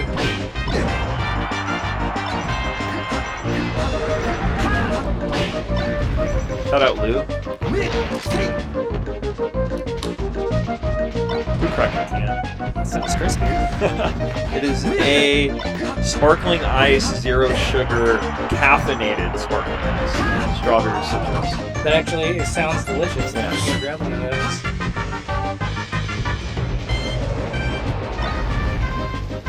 All right, so looks like we got kind of just the back and forth neutral here, running around garnering for space in the middle. SFAT on the approach, kind of teeters for a bit. Find out shields, such a strong defensive option. So good. Edge guard opportunity for SFAT. Misses the back air, but gets the follow up. Oh, and then just a little bit of gimme. Right read slightly off on the spacing. Yeah, misses the bear there. Oh my gosh, SFAT kind of looking like Goldilocks in the first half of the book right now. Cannot find anything comfortable. Sometimes it doesn't need to be comfy, it just needs to get it done, and it looks like he's getting it done now. Blue collar mentality. I'm actually pretty impressed from what I'm seeing for Mega Man, though. He's actually done a really good job of making SFAT overshoot. Mega Man has, for a while now, been getting a lot better. Yeah, it's actually, surprisingly, this is much closer than I thought it was going to be coming into it. That's no disrespect to Mega Man. I mean, it's SFAT. But it's SFAT, right?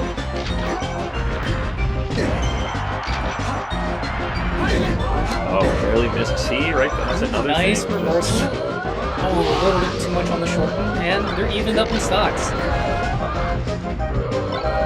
Oh, kind of a scary He thought he was going to get the double situation. shine. Yeah, Got stuck in shine. double shine to push off there could have been a real tough situation for SFAT, but Zach's looked like he's pulling back in it.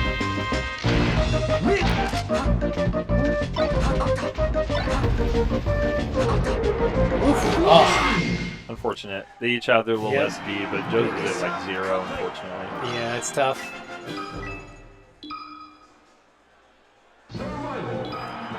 Looks like Joe's trying to lock in here. Where are we going? Pokemon? Alright. Good start. I like the way Joe's playing this right now. Ooh, Another quick gimme little for lead. SFAT. Joe's going in 1 or 2 hits and then dashing out, and SFAT's kind of taking the bait, trying to punish, but Joe's already out of there, and then gets another reaction with punish after. Yeah, that's exactly what I was mentioning earlier for that first game, where he's got these little these nicky-nack, tick-for-tat, little hits here and there, and then just has SFAT overshoot, and it's been working for him for the most part. Knick-knack, tit-for-tat. I like that. Let's do that one. Oh my gosh, unfortunate. Ooh, big punish from SFAT. Off stage. Falls out the ledge. Ramen noodles. Ooh, double shine. No conversion, but still, I mean, it's scary to just know that he has that in his toolkit. Oh, and gives it right back, and now it's suddenly looking like a a minute 30 game. Yeah, it was like a subtle. It did not feel like this. Now it's 3 stocks to 1 before Yeah. the first transformation. Oh, that was really cool. He did the invisible shine on the transform. I like that a lot. Oh no, that's a scary place to get trapped with something like that. Yeah, it's another thing that SFAT and people used to do that back in the day. Back when we used to play Transformation Stadium, they'd always do their silly invisible shine tricks.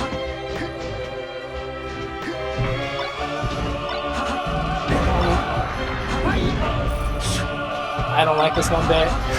Can't even see what's going on. Do not like this at all. Oh my gosh, SFAT knowing what to do. He just came roaring back after that first stock. There we go. SFAT taking it. Taking care of business. Could take this whole tournament. I'd like to see it. It's been a while since I had like a big SFAT win. Joe did have fun. Is it cliche time? I wish. I would like to see cliche. NTNT.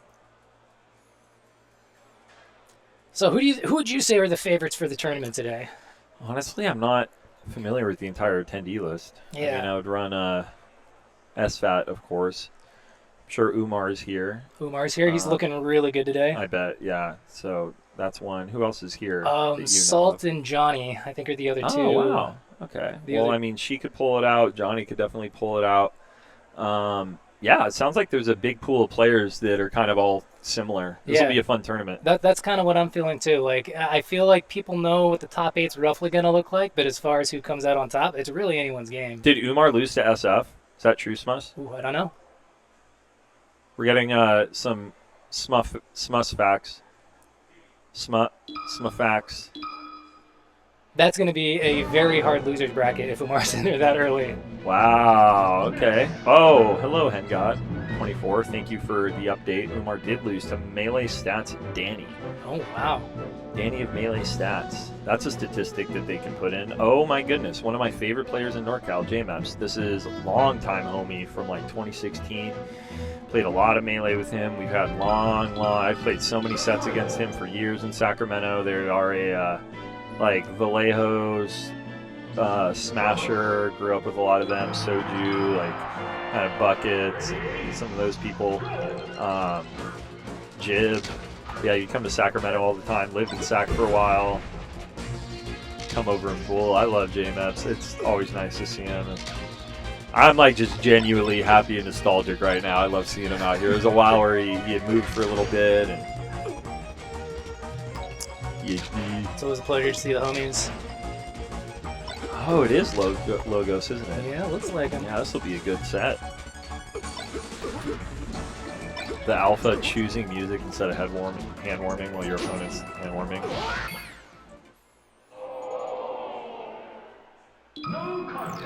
Oh, the Invader Zim shirt looking amazing on J-Maps.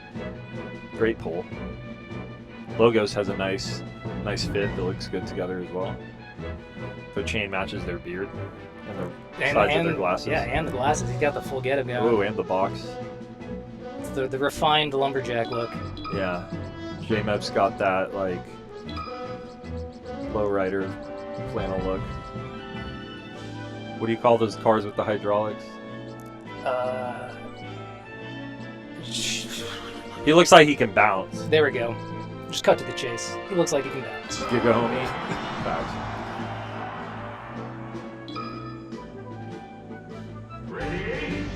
Alright, got a Falco versus Samus and just hold down B. I got the laser in and then just send the missile. What a way to start a set. Logo's looking good already. Oh, that is some crazy aggression early. Wall jump. Oh, he's facing the wrong way. Some first stock jitters. Hopefully he shakes it off. James had the wrong song on. That's why. That's next, not this one, dude. Ooh, nice grab. Backer. Oh my gosh, that forward air was so sick. Drifting all the way back to get the reverse fair, starting at that early. The reverse fair to wake up.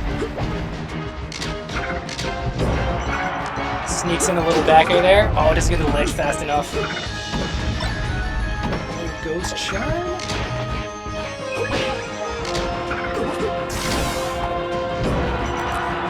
A little back air. Samus back here looks so weird, but when it hits, it's like, doesn't feel like it should hit as hard as it does based off the animation. Yeah, and it comes out just so fast too. It's one of those things where like Yeah, look how fast that was. Yeah, it's like a frame from the ground, and it knocks you across the stage. It's great. Samus got some stuff. Oh, a little early on that. I wonder if it's the fact the stage is kind of low right there. Well, I don't know. If you're on it like that, it's unfortunate. But I was never good at math. Well, I like these corridors. These nice little safe spacing corridors in the down air or down tilt. I did recently learn Division 1. It's good baby steps. We're good there. That one was fun too. Because making the numbers smaller, it's easier to use small numbers than big numbers. So when you're making the numbers smaller, it's easier to understand. Multiplication out. At least there's a table for that one though. So you don't Yeah. really need to learn it. You just need a cheat sheet. I do have a lot of tables in my house. I probably should use them. Still making it back right now. Making the most of the stock, but, well, didn't really get much on logos, but they survived for a while. Still down like a clean stock, and you're on your last stock. And Mojo's been hitting, not Mojo, logos, I apologize. You're just watching Mojo. They're hitting hard when they do hit each time.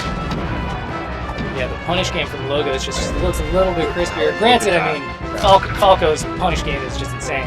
Wave shine, out of shield into the shine. Where's the wave dash out of shield into shine? I know I'm seeing some good stuff coming from James, though. I think if he can string some of that together, he just needs to get a few extra openings, and I think this can definitely be a set. I agree. I think both players want to win at the moment. I think so. I mean, word on the streets, that's why most people come to these. Yeah. But then That is again, true. I played in these for like 6 or 7 years and maybe won like 2 or 3 tournaments, so maybe not. There's something to be said for the Isaiah method. If there's no one to fight for, then why are you fighting? Life is about love and moving around. Nice neutral air. Keep some pressure on the side. Oh, the charge in front of his face! Wow. Whoever James is fighting for right now must be very loved. They're looking great. Up throw. Kind of expecting the forward throw off, but you get Samus up there, there's so many opportunities with Shark, even if it isn't a true combo. Well, I like the up air call out there, catching Falco on the jump during the invincibility. Ooh, double back? So much damage for that too. Logos is really kind of finding their lead now. If they didn't grab right there, I think that would have been a stock. Ooh, nice tag. Oh, I almost wish he just went for the trade there. Yeah, the issue with the Falco one is that during that trade, he wouldn't have gotten burned because I think he would have hit him before the Falco actually firebirded. I'd be okay with the sacrificial one too. You're down to 140 True. to 34. Yeah, that's just even true. it up. That's fine in my book.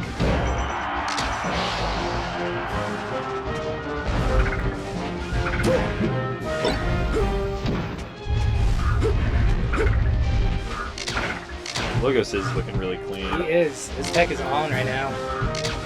Oh, I like that empty land. Yeah, I was about to say that.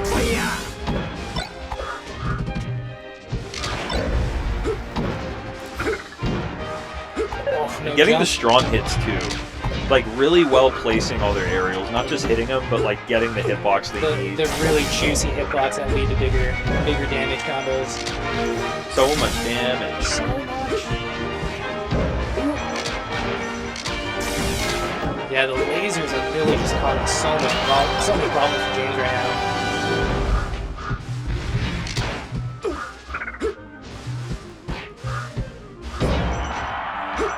All right, fighting back, narrow out of shield.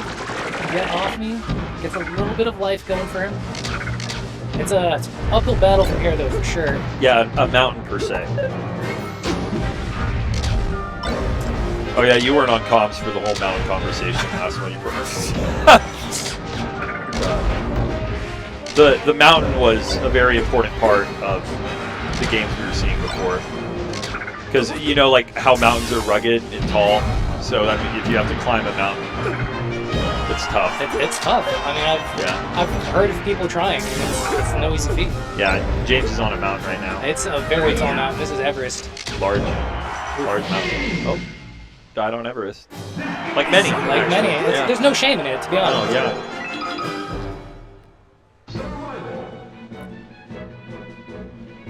That's a little twitch.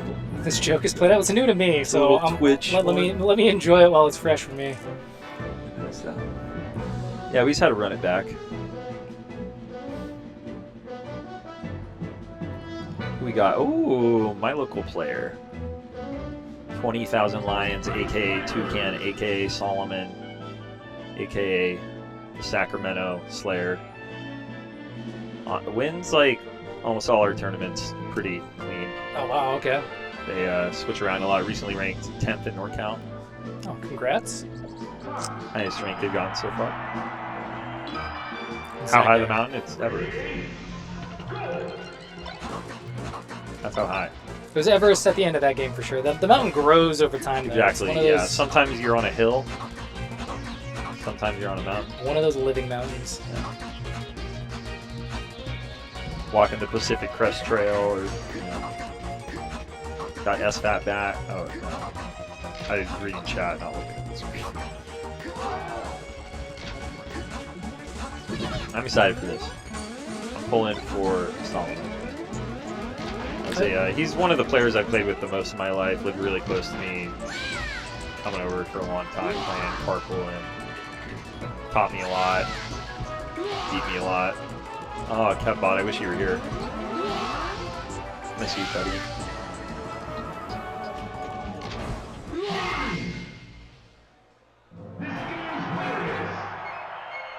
Jujutsu Kaisen Hello Kitty. That's a pretty cool shirt. Fun fact, Jace, the Falcon player from SoCal, you know what I'm talking about? Yep. He is his full-time job is he's a writer for Sanrio. He does like a lot of the Hello Kitty stories for the TV and books and stuff. Yeah, he's one of the main writers. He just wrote the arc where like I guess Hello Kitty meets another character in the universe we never have, something like that. But yeah, he's a Sanrio writer. Oh, and a grab.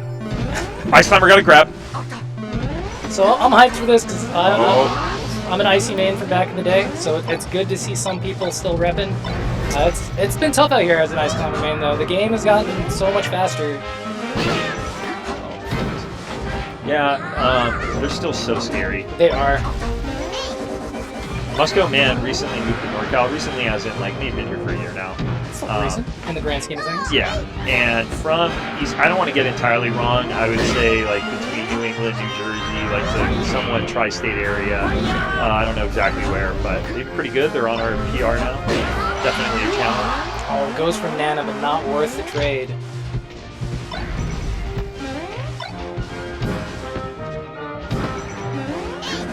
Yeah, it's funny. Sacramento Solomon doesn't even play his main. Be going Falco. Falco's really good though. It's I mean, no slouch up there with his main. Definitely would see him switching to it. Depending on matchup as well. Yeah, I also think that Ice Climbers just have some very uncomfortable matchups, and so sometimes it's nice to have a character that you feel like you can autopilot in, and you don't feel like you're constantly fighting uphill, and you get putting yourself at a disadvantage from the get-go. I believe, Pat, it is best of 3. It is best of 3. 20,000 Lions would be the higher seed Space Jam. They're both ranked on PR, but I know Solomon is 10th, and I don't believe Musco Man is.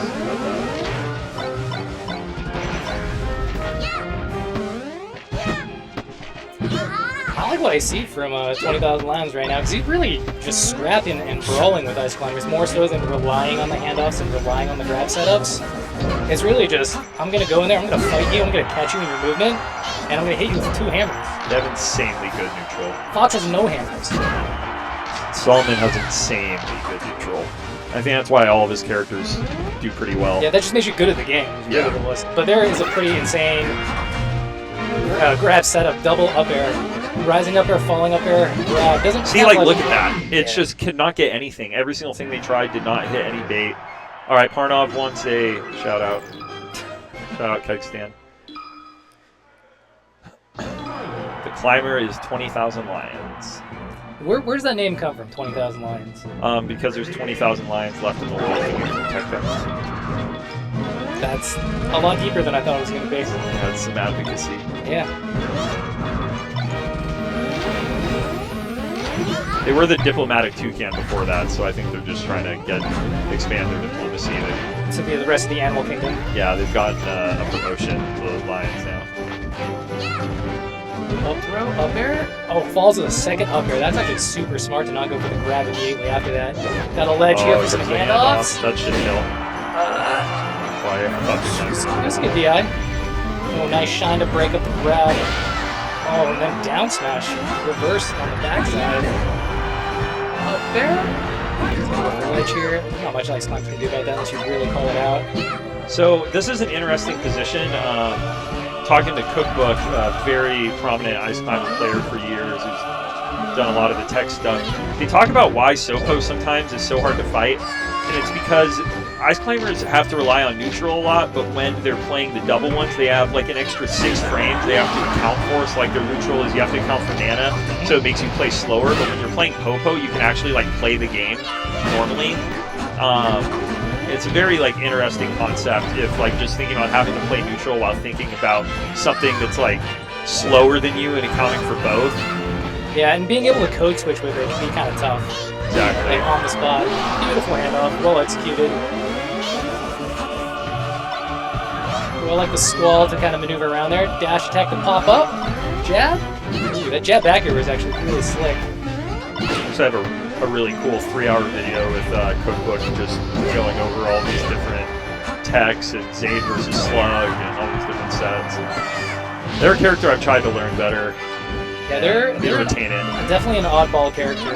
What I'm losing my memory of it. What is the situation where you can guarantee like the correct grab on handoff? Because like depending where Nan is, you can't always get it, but there is a way to set it up so where it has to do with your distance to the ledge. If you're close to a ledge, Nana will throw in the direction of the ledge every time. That's right. And yeah, so right here you get the guaranteed handoffs because of the ledge. You're close enough to the ledge where Nana's always going to throw forward. And this is why they don't just do it in the middle of the stage, because it turns into like a 50-50. Well, it really becomes kind of a reaction thing. I saw 20,000 Lions do it earlier where he did it in the middle and Nana did a back throw and he just kind of adapted it into dash attack backwards to catch the pop off from the back throw. Yeah. So it's still viable, but oftentimes you're better off with just like a down throw up smash at low percents rather than trying to guess which way Nana's going or try to react to it.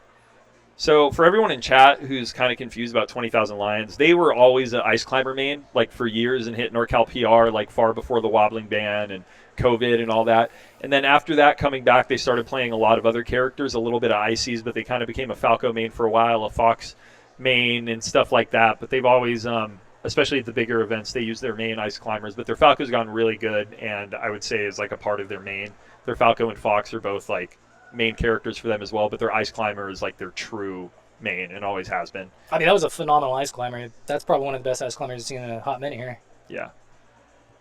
Up next, we got Salt. Curious how she does at this tournament. I'm glad she got out here. Is that Salt versus New? No. Oh, I think Forox. Yeah. Stavino, we got a little doc on screen. Yeah, Lions is Diplomatic Toucan.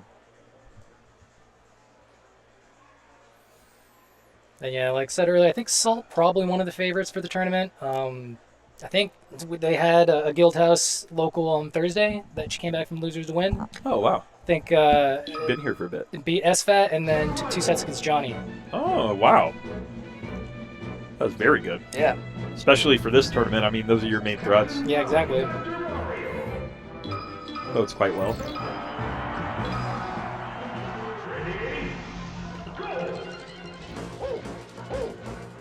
These are both net play demons.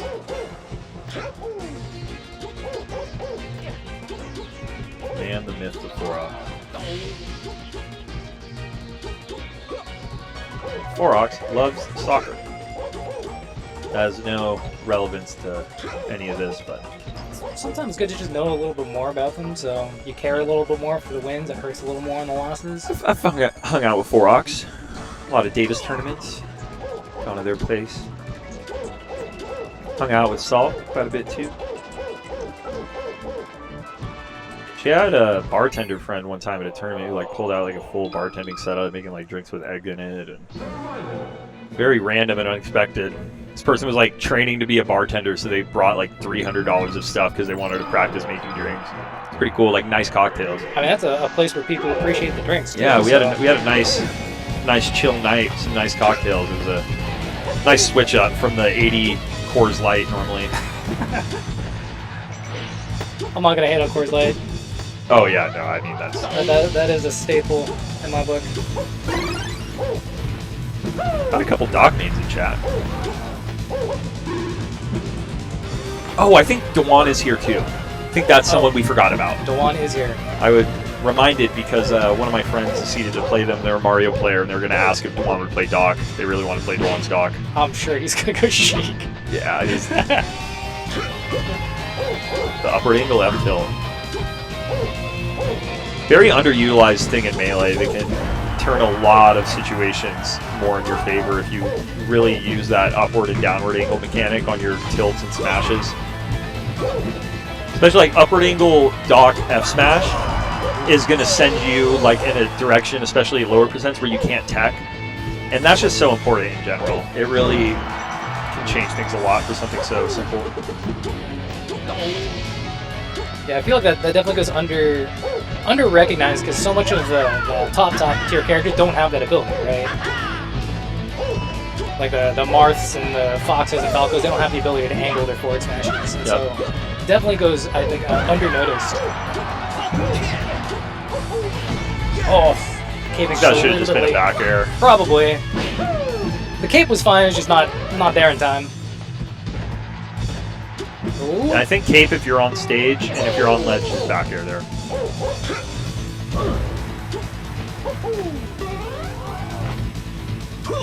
Borok's playing really well right now. Yeah, actually very well. I'm surprised Saul hasn't gone for some of these just simple down throw up airs. Borok's making it hard. We're seeing some grabs, but Great DI for Down Borax to live there. Makes it back up. that should kill. Oh, it does. That was a nuisance of a stock, though.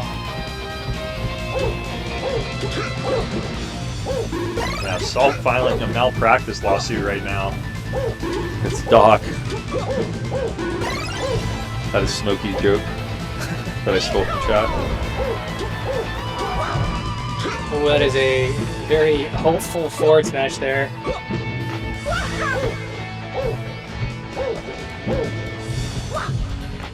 Wah! Oh, we got a Wahoo here? Oh, not quite. Oh, this could be a Wahoo. Take the ledge back here. Oh, Wahoo moment. Oh, there we go. Wahoo! That's looking real close now. Yeah, Forks has done a really good job of just maneuvering around the stage and not getting punished super hard. Like, I do feel like Salt is still winning neutral more often, but not getting the big juicy hits that we're used to seeing him get. I agree. Especially against Doc, you would think that Falcon would be able to just kind of explode. You just do a bunch of cartwheels in the air and he just dies, right? Yeah. Honestly, you play that matchup with your feet. You just kind of rub on the buttons. Boom, boom. Something will happen. Where do you take Falcon as Doc? Probably here, yeah, I guess. FOD. FOD's probably banned. Oh, that makes sense. It's 2 out of 3. I was about to say, I think I go FOD. Oh, that was a cape moment. Oh, so close. Oh, Doc the down tilt. Goofy down tilt. I love that down tilt. Hard to find an opportunity It's for it. so rare for that to be useful. But yeah. That's crazy. But when it is, it's one one of the craziest like moves in the game. Yeah, Gus gets the cape, and those are 2 really quick stocks. Oh yeah. If 4X gets you near the ledge, there's going to be some shenanigans. Nice Randall with the assist there.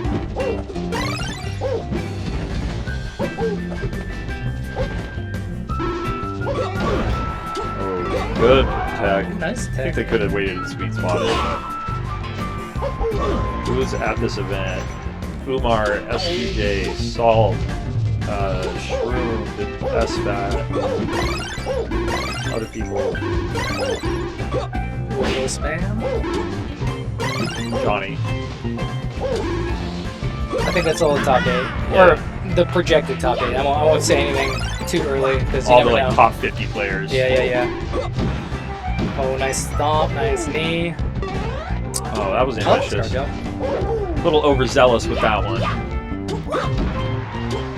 But I mean, if she didn't do that, like, she wouldn't be solid. It's those moments that make it. It was really flashy. Holy shit, you just did that.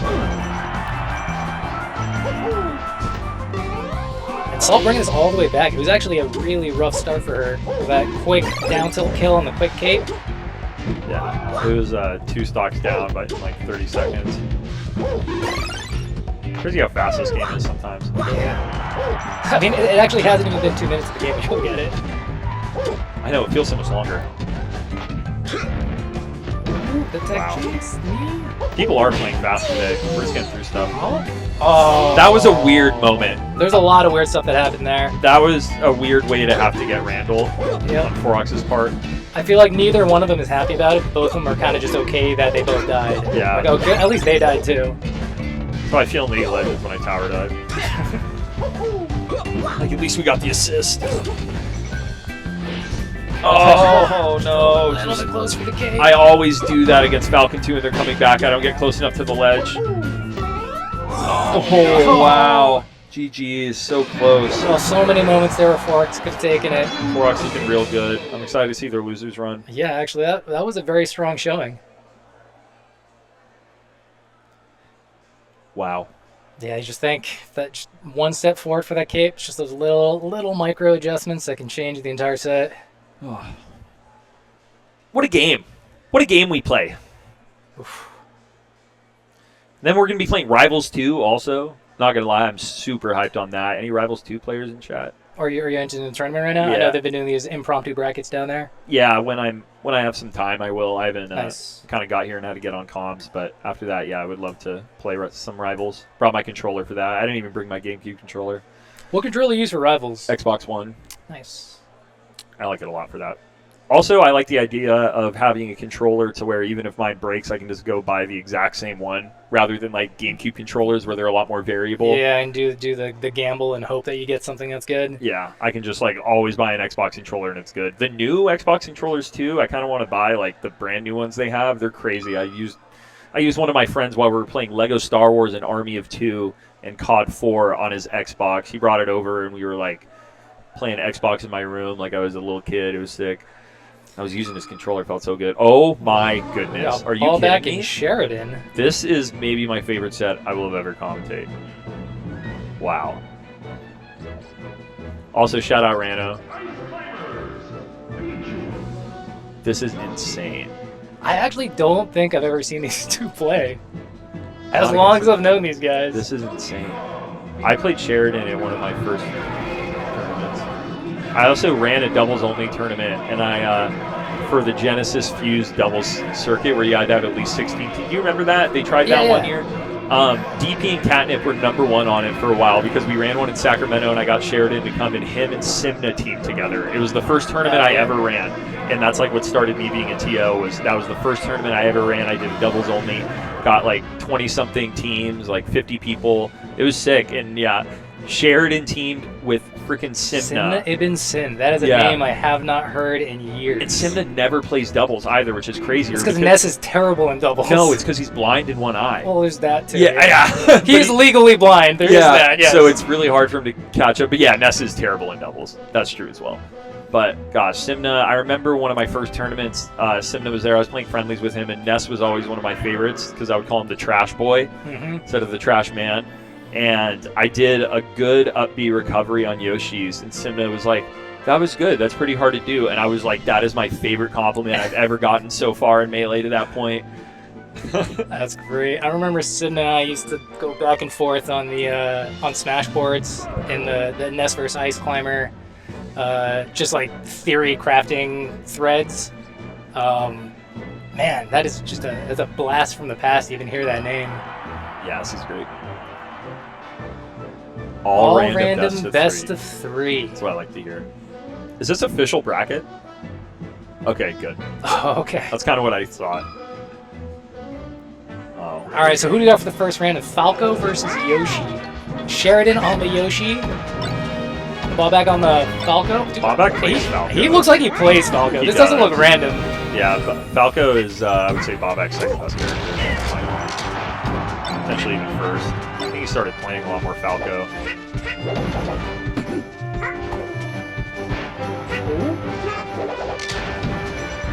Honestly, Sheridan doesn't look as uncomfortable on Yoshi as like I would expect someone who doesn't play Yoshi to look. When you've been playing this long, you can just you've had some nights, many nights where you get a true. little crunk with the boys, and then the Yoshis The and the Yoshi, Roys yeah. come out, and you're just like barely awake, just playing the most terrible games of Melee ever. But you learn from it. You do.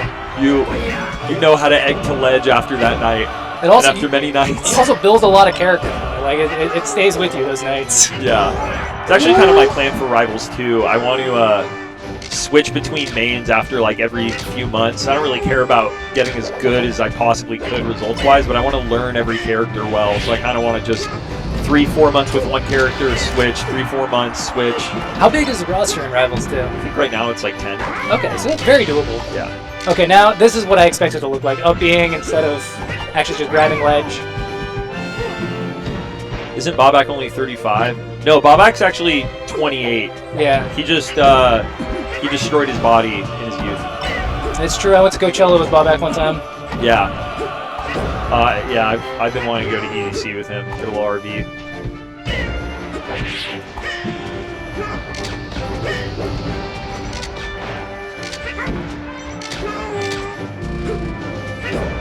Yoshi has such funny moves. Just a funny guy in general. Yeah, they're one of the most interesting characters in Melee because they break like a lot of the laws of Melee. Like they're like theoretical physics. Like you jump out of shield, Yoshi can't do that. You're supposed to get, when you get hit by a move, you're supposed to get knocked back. Not if you're Yoshi. Like all these different things are just very like anti-Melee from a fundamental basis. Yoshi's like the character that breaks all the rules. All the characters have the same shield. He's a bad boy. Not Yoshi. No, Doesn't- Yoshi's a bad boy. Doesn't follow any trends. But this is looking pretty tough. Looking tough for our Dino Boy. Oh my the gosh. get-up attack? Mind games, get destroyed. Oh, he tries Threw the to egg the fade back completely neutral wrong air. way though. Alright, oh, I didn't think Bobak was gonna make that back. Oh yeah, Bobak did break Eddie Hall's deadlift world record. I forgot about that. He did that a year and a half ago. SF Melee Stats Danny in the back as well. Are we able to see Poopy Ass anywhere? I don't think so. We got a random Roy Ditto. Oh great, that is This is- good. Oof. Unk Ditto. All right, that's one of the only times I'll accept the Unk. This is an Unk Ditto.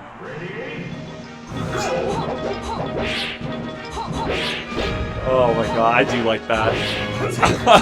Alright, so Sheridan is the blue Roy.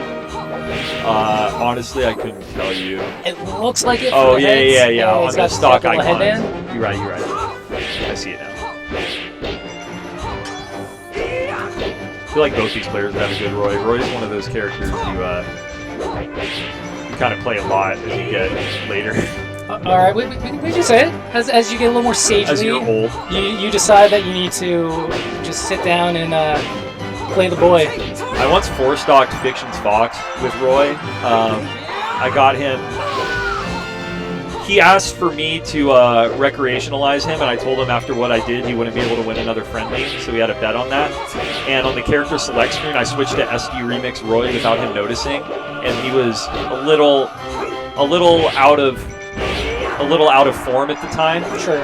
And yeah, I'm like playing him, and I hit him with a down air, and it spikes, and he's just like, "Is Roy's down air spike?" And it took him like so long to realize Just something was process just it. wrong. Yeah, and I'm just What's SD happening? Remix Roy, like. Man, there's Salt Roy here as well. Get that going. Oh, Soul has a Roy also? I Yeah, haven't seen hers. Ooh. Salt has every character. to be Yeah, that's not honest. surprising. I would love to see a show match Iron Man, like 5 character. Trying to think who would be the next best at it. Maybe Johnny. Johnny has that crazy Falco.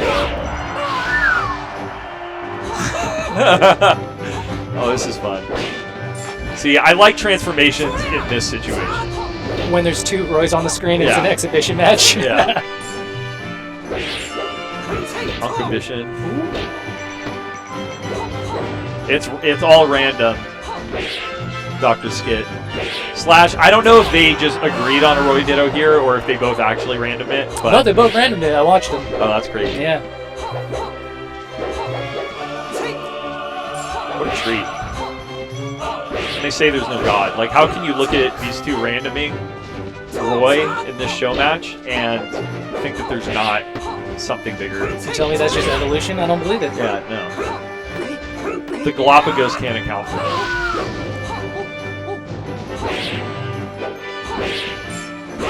Oh, Counter is not the working once, panic right? counter. Yeah, I've not seen a single counter land. It's the Roy spot. Just take the ledge. Sheridan's going to walk away with that 1-1. Oh. Bobak's laughing. He's like, this is the dumbest thing I've ever done. So is it best of 5 or best of 10? I think it's best of 3.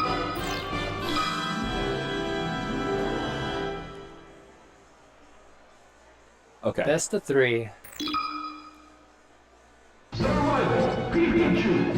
What? No, they do it first to clear the random, I think. Pichu, Young Link. The babies. It's funny, both these characters are like the baby version of another character. Yeah. And these are like the non-baby version of humans.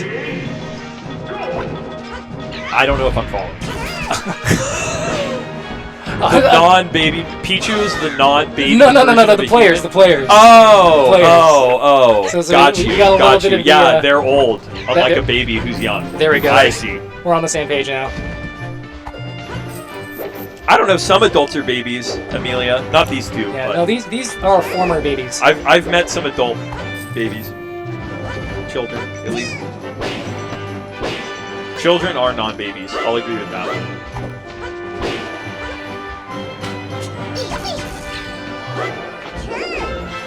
Pichu back throw is a really good thing.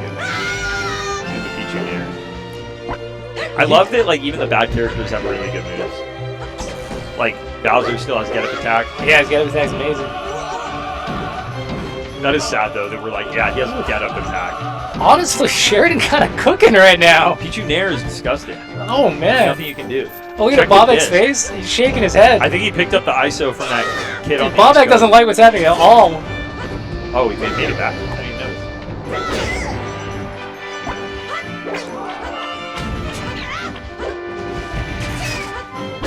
Chew. Got the windmill. I feel like that was a nice upbeat onto the windmill, but I feel like windmill would be fun to camp on as young Link. That'd be what I'm Sit doing there right just now. chucking stuff. Yeah, I feel like Bobak should have played as annoying as possible. This would have been really funny. They're playing way too honest. Yeah, this is a very honest row-tier match. Just They're throw both out just the going in. boomerangs.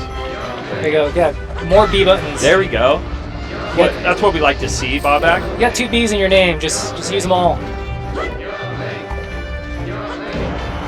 crowd on Young Link's side at the moment. Such an unenthused chant. I know, it really was. Bring some enthusiasm back. Yeah, you're not making that back, though. Oh, the taunt? The enthusiasm might be back, however, Young Link is not. Okay. That is a Charge F smash across the stage. disrespectful forward smash. He's disrespectful to himself. Bobak just in utter disbelief and laughter. You can tell Sheridan thinks it's funny, but they are locked in. They're Yeah, like, they are. Well, that's big.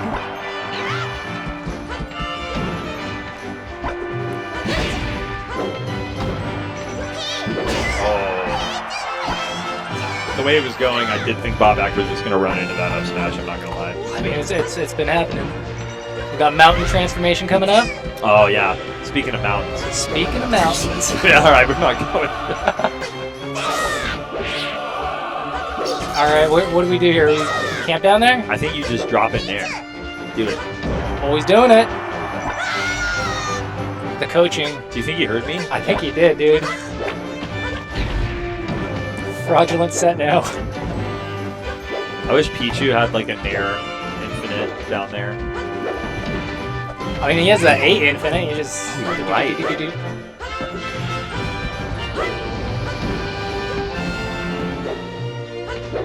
I want to see this go to last stock. I do. as well. Oh, up tilt. Oh, that still Upset worked for some so reason. long. Get him with the dash attack. Start throwing. Yeah, more B. Fadeaway fairs, but Pichu just so small. They're like fitting underneath Bobak's fairs. Oh wow! I didn't realize that was a Thunder. Wow! Wow, that was great a tech chase. nice tech chase. Pichu, top tier taunt. He's got That two. was amazing. For all of you who don't know, these are the two Genesis founders and people who run Genesis. This is their tournament as well, but the OG Genesis still here, still playing, still running events.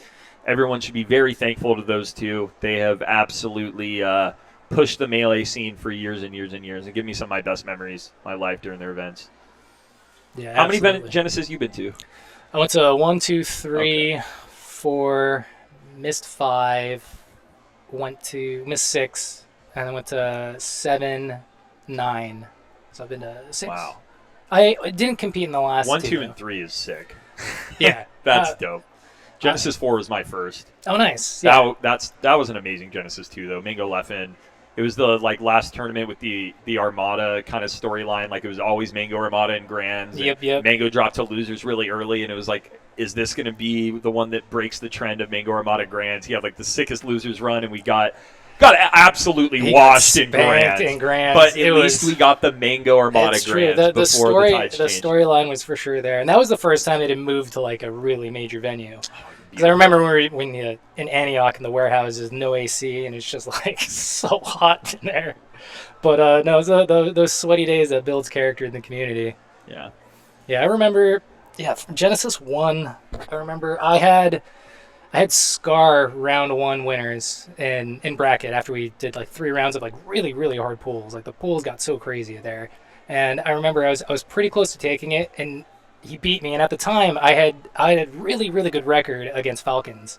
And he beat me, and I felt like so destroyed and dejected at first. But then he went on to get 5th that tournament and had like the most legendary Scar performance the world has ever seen, beating like some really huge names. I'm like, you know what? I can't even be mad anymore. Like that, I got to kick that off. I'll take that, I guess. No, that always does make it feel better. Yeah, like the fact that he placed so well afterwards. I'm like, okay, well, I don't mind losing now. Yeah, we got one of the best links in the world right now. They were so close to beating Crudo in Genesis. I got to commentate that set, but it was like last stock, last hit versus Crudo, who not only is one of the best Sheiks in the world, but someone who's had to play Kuya in region for years, one of the other best links. Like, Red X has been doing really well lately. Very well. Yeah, I see some of his stuff show up on Twitter every now and then, and he just has like some of the most batshit crazy link combos in his highlight reels. They're cool. They come to my tournament sometimes too. I like them a lot. They're Nice. big grinder, really nice guy. Love talking to them.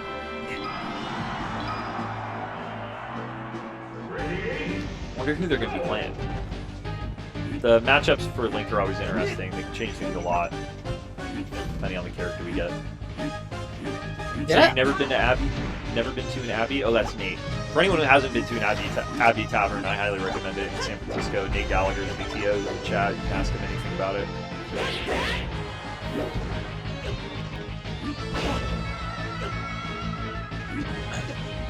Are you going to be here today, Nate?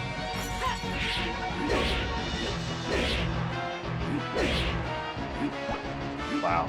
Red X absolutely destroying your opponent right now. You're working, you can't come. You're in Twitch chat, brother. Just kidding.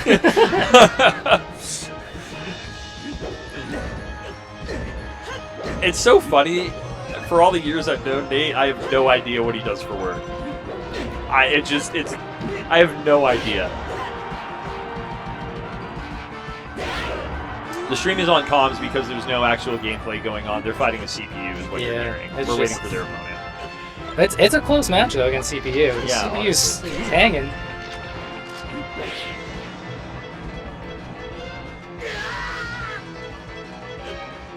I like Red X's look right now. He looks like a mysterious Link. Oh, snap. Snap coming up. Snap been doing really well recently. You know, I would love to see him pull out Game & Watch. I don't think he really plays it anymore. Not much, no. Their Fox has gone very good. I mean, his Fox is extremely good. But just when you see like a Link on the other side, and just for low tier sake, it's nice to get some of those like little really wacky matchups from time to time. Shout out Far Flash, one of the supporters of this event as well, and Guildhouse running their weekly events here. Guildhouse has really supported the NorCal Melee community hard. Yeah, shout out to Guildhouse. I was thinking Red X was whipping someone in bracket. Yeah, that level 9. Ooh, Contra moment.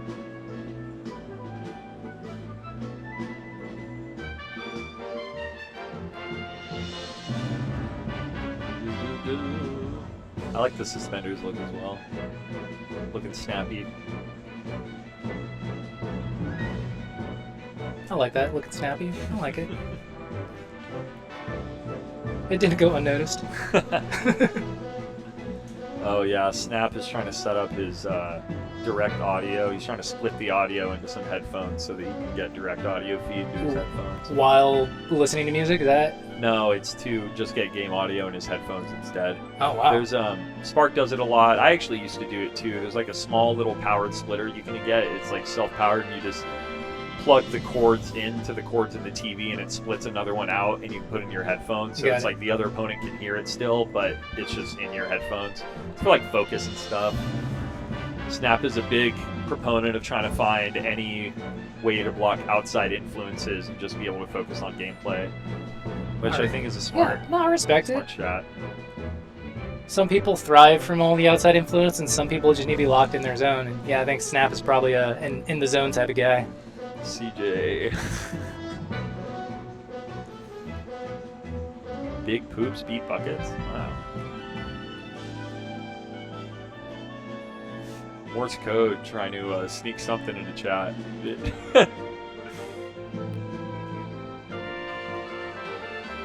Oh, I know it's for real. What's up, CJ? Cracking me up. Alright.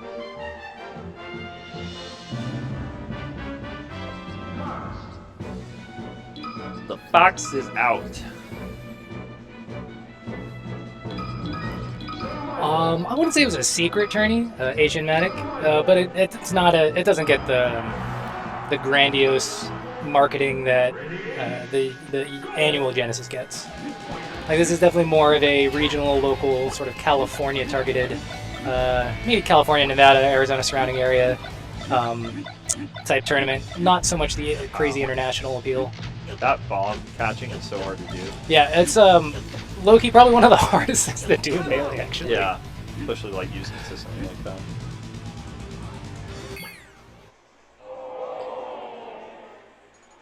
CJ, I beat Germ one time and he threw his controller and then went on to beat like Umar and made like top 16 of his like best running games. Sometimes that's what you need, though. You just need someone to light that fire. Yeah, Germ's the GOAT though. I had no issue with him doing it, but it is funny. What tournament was that at? It was another big regional. It might have been Nudes, the ramen sponsored event.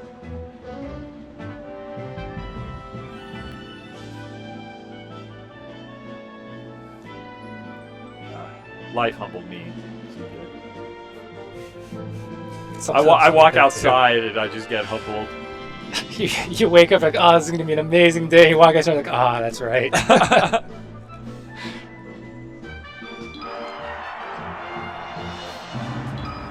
I paid for one of those Germ portraits. For anyone, Germ makes cool little. Oh, yeah, the little graphics. Those are super cool, super tight. When the bomb's coming out. Oh my goodness! See, that is like that transforms Link's ability. It's crazy. And yeah, that looks like the plan here from Red X. Just get those bombs, get on those platforms. Let's have them chase.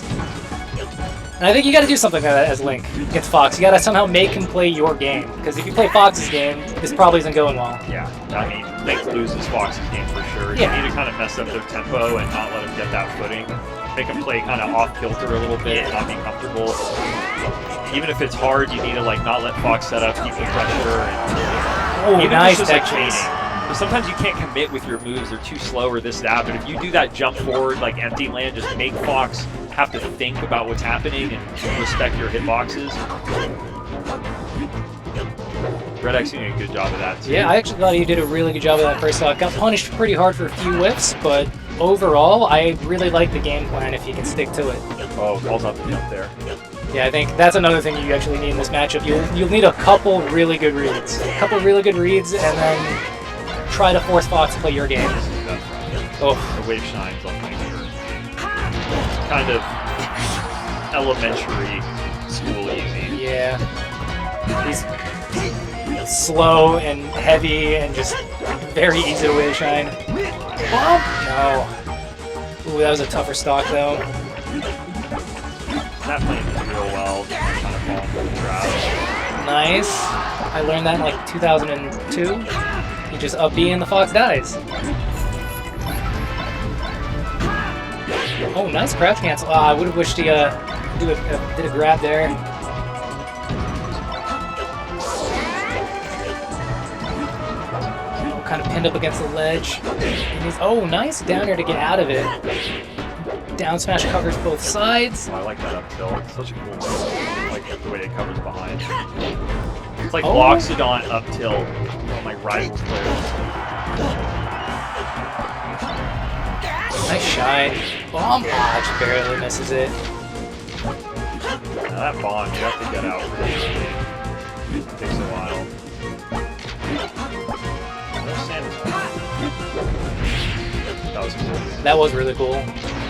It didn't work really, but I No, really like not the at all. idea. It's so funny. That's like the tail of Link. Like, wow, that was really cool. Wow, it did not work. And No. then you realize you took 20 damage and they didn't take any. Yeah. But it was.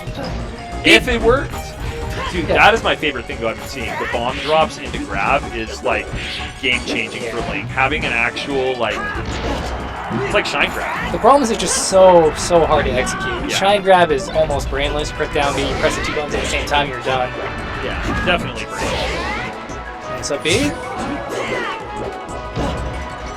I'm not a Fox hater.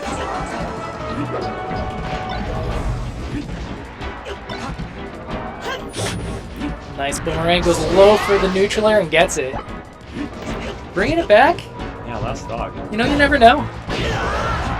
Until now, then you do. Snap brings you to center stage. Doesn't really want any shenanigans.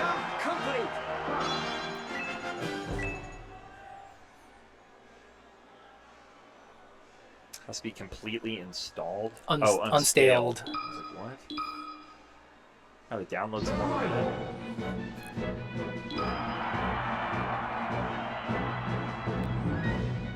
Oh yeah, those are serious headphones. Yeah, we're Or not even headphones, they're just like noise canceling yeah, and those are blocking things. earmuffs. His headphones are like inside of it. I don't know.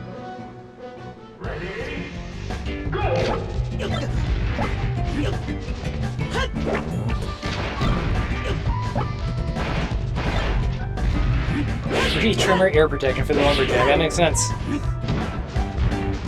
I always like the headphones over the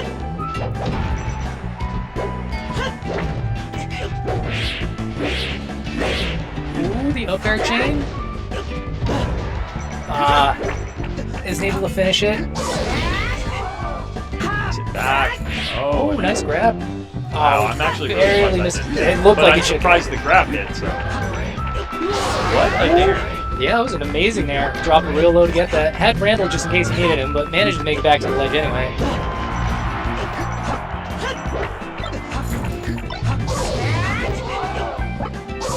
Just keep doing it.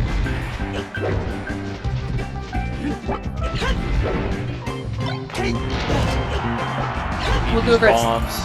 Snap, and he cocked his head a little bit. And it's almost like it's like acknowledging like maybe he's doing I'm doing too much, and I should just simplify things. I think playing simple against character like that works well. Attack the points where you like very clearly win because there are big weaknesses. Yeah. And just stay away from the stuff because characters still do things well. So like, Yep. if Just like you're that. playing a character that you're quote unquote better than, but you're playing into their game plan and not playing yours, then you don't just get to win for no reason. Yeah, at that point you have to, climb the hill to win without going back to the analogy. Yeah. The mountain. Oh, caught with no jump. Oh, he manages to make it back on stage. That is crucial. Oh no. A lot of weird interactions happening. Randall getting in the mix. Jumps getting lost. Bombs being blown. Bombs being blown. Chains being changed. Little sword play. Oh, just bread and butter. Neutral air into up smash. He doesn't even bomb, just throws it away. Well, I like these wall out back airs from snaps. Really hard to get through those as Link when your back's against the corner like that. Oh, gets the low shine, goes down for the second shine. That should be it. Clean game from Snap. Yeah, Snap looking good today. Looking really good those last two stocks.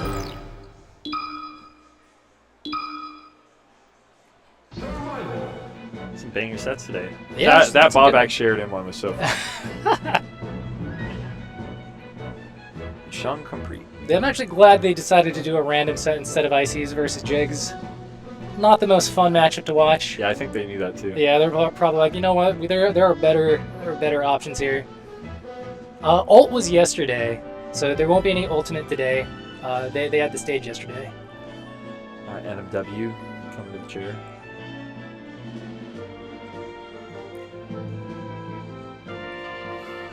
%69% Nick M. Witt. I haven't actually seen a whole lot of Falcons on the stream up to this point. Maybe just in our block we haven't had much. Maybe you had some. Oh, I guess we saw Salt. So we actually saw Salt. We had a earlier. really good rear rattle set Nice. earlier. That was a really good set. Should play Falcon. Yes, Melee is finishing today. Everything's finishing today. Yeah, these are all just one-day tournaments.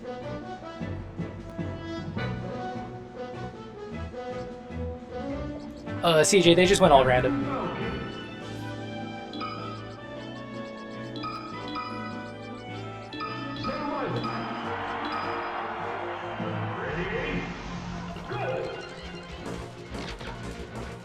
Alright, getting some hand warmers for a bit.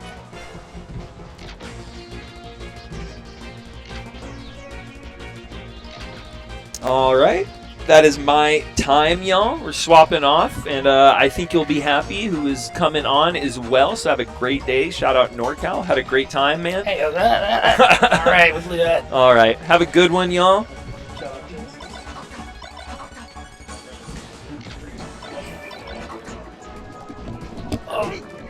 Yeah, that's good, dude.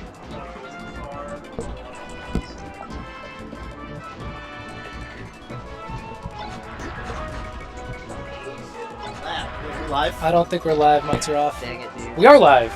We're live? Okay, just kidding. I haven't seen you in so long, my It friend. has been Summit, the COVID Summit.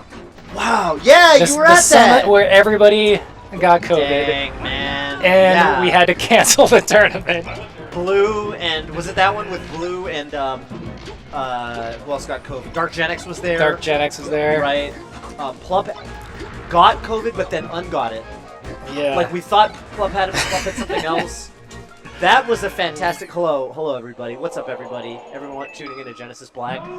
Asian Lab, you were a TO I was a TO. at one point in time. In You ran a previous life. tournament called Pat's House I did. That was that me. I went to, and something that I'll never forget is that I left. I was very new to the scene. That was like maybe my second or third California. Sure, yeah. whatever. I left my jacket at the venue, and I thought I'd lost it for good. And I was a broke college student, so like a jacket would have set me back months, right? And it was a nice jacket that I really liked.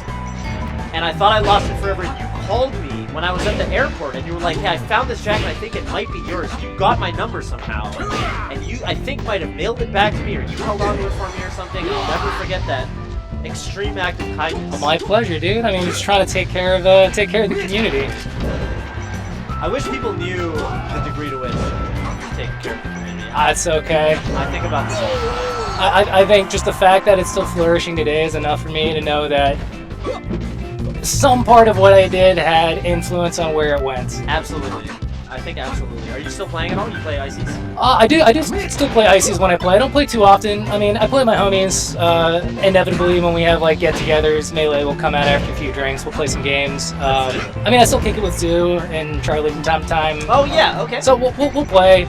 And then right when like Slippy first came on, I actually played a lot with Lord. Oh yeah. Wow. And just got demolished. That man is still a monster. Yeah. Shoutouts to Lord. Yeah, I don't think he's here, but yeah, you know, it's funny. He lives very close He here, so. could walk here probably. He could show up at any given moment. I've definitely seen him enter Guildhouse before. So this is like a NorCal classic. I feel like this is two sort of slightly. Oh my god, that was a weird time. Thank you, Randall. Ooh, I like the Randall movement there. Yeah, that was heads up play for sure. Dark Wizard looking really hot right now. I feel like NMW, you know, like a little more old school in the NorCal. Oh yeah, that's Oh, as NMW became a rectangle enjoyer, I didn't realize that you played bots. NMW was one of the early adopters, actually. Oh, I think, really? Like, yeah, NMW was one of the first people. He's always had that kind of playstyle. Like, you know, I think there's certain rectangle players that, like, even back when they played on controller. They're very angular movement players. Yeah, and very, like, you know, discreet, kind of choppy. Not like. Not to say that he's not smooth with it, but Yeah. like, you know, very like a lot of intent in the little movements. Almost like jittery to throw you off. Sure, yes, yeah. I always felt like NMW kind of had that sort of playstyle, and I believe it was at the start of COVID. I actually think I might have gotten him started because I think he borrowed. I had a box, and I think he might have borrowed my box for a bit. Oh. And you know, he kind of never looked back. So, and yeah, Dark Wizard definitely a rectangle drawer. I believe Dark Wizard either started with it or, I mean, the first time I learned about this guy, he was on box. Okay, hang on. NMW definitely is the punish game to bring this all the way back. This would be a 3-stock comeback. Okay, but up throw back air is your game. Oh, NMW. I think he might have wanted the wall jump down there. Yeah, it looked like he was going for a scar jump. Yeah, and then like, it's Yoshi's, so maybe you can like bear or like air dodge or something. But yeah, Yoshi's game 1, huh? See, I feel like Yoshi's is a really good Fox stage in that matchup, so I'm kind of surprised that NMW allowed Yoshi's game 1. If I'm being honest. I mean, I think some Falcons just really like the stage. That's true. I don't think it's that good of a Falcon stage, but Falcons just like the stage. Yeah. You can do some flashy stuff there. It's fun. I get it. Dude, I used to when I had to play, like, when me and Scar, before we were co-commentators, when we played a lot of like NorCal locals, I dreaded fighting him on that stage because he would always get at least one weird wall jump hill. It didn't feel like it was deserved. Yeah, I actually started banning that stage against specifically Scar. I was like, I don't want to play Scar on Yoshi's because he's too good with the wall jumps. Yeah, just too much clowny behavior happening. You're like, oh man. Exactly. So, okay, I can see it. Pokemon stage, yeah, this is definitely, I mean, well, it is Classic Stadium though, so I'm not sure if it's quite the advantage that Frozen Stadium is. yeah, that's true. That's true. So Fox definitely has this, like some advantage on. Yeah, like 25% of the time, Fox just has like some broken shenanigans on the stage. Yeah, if you get like the rock or the fire stage. Oh, nice pullback stomp. Reads the roll in. Oh, that was a great little rush. Ooh, double up smash. Backer, Oh! up tilt. Love the up tilt there. Yeah, that was sick because like I think. Ooh, drop zone. Nice. Yeah, I think NMW could actually like maybe jump out, but I feel like the good player thing these days is to not jump. And that was a really nice reaction on the double jump. Yeah, just covering everything. Honestly, like in this matchup, I feel like sometimes I watch Foxes that they let the Falcon live off stage for way too long. But Dark Wizard's edge guards have been really, really good. Just the closing out. Yeah. So I think that's what's keeping him in the lead. And that's so important too, because like fighting Falcon on stage is so scary. Like, Yeah. you really just need to take advantage of the fact that his recovery is awful. It's like his one big weakness, Yeah. right? Oh! It deleted!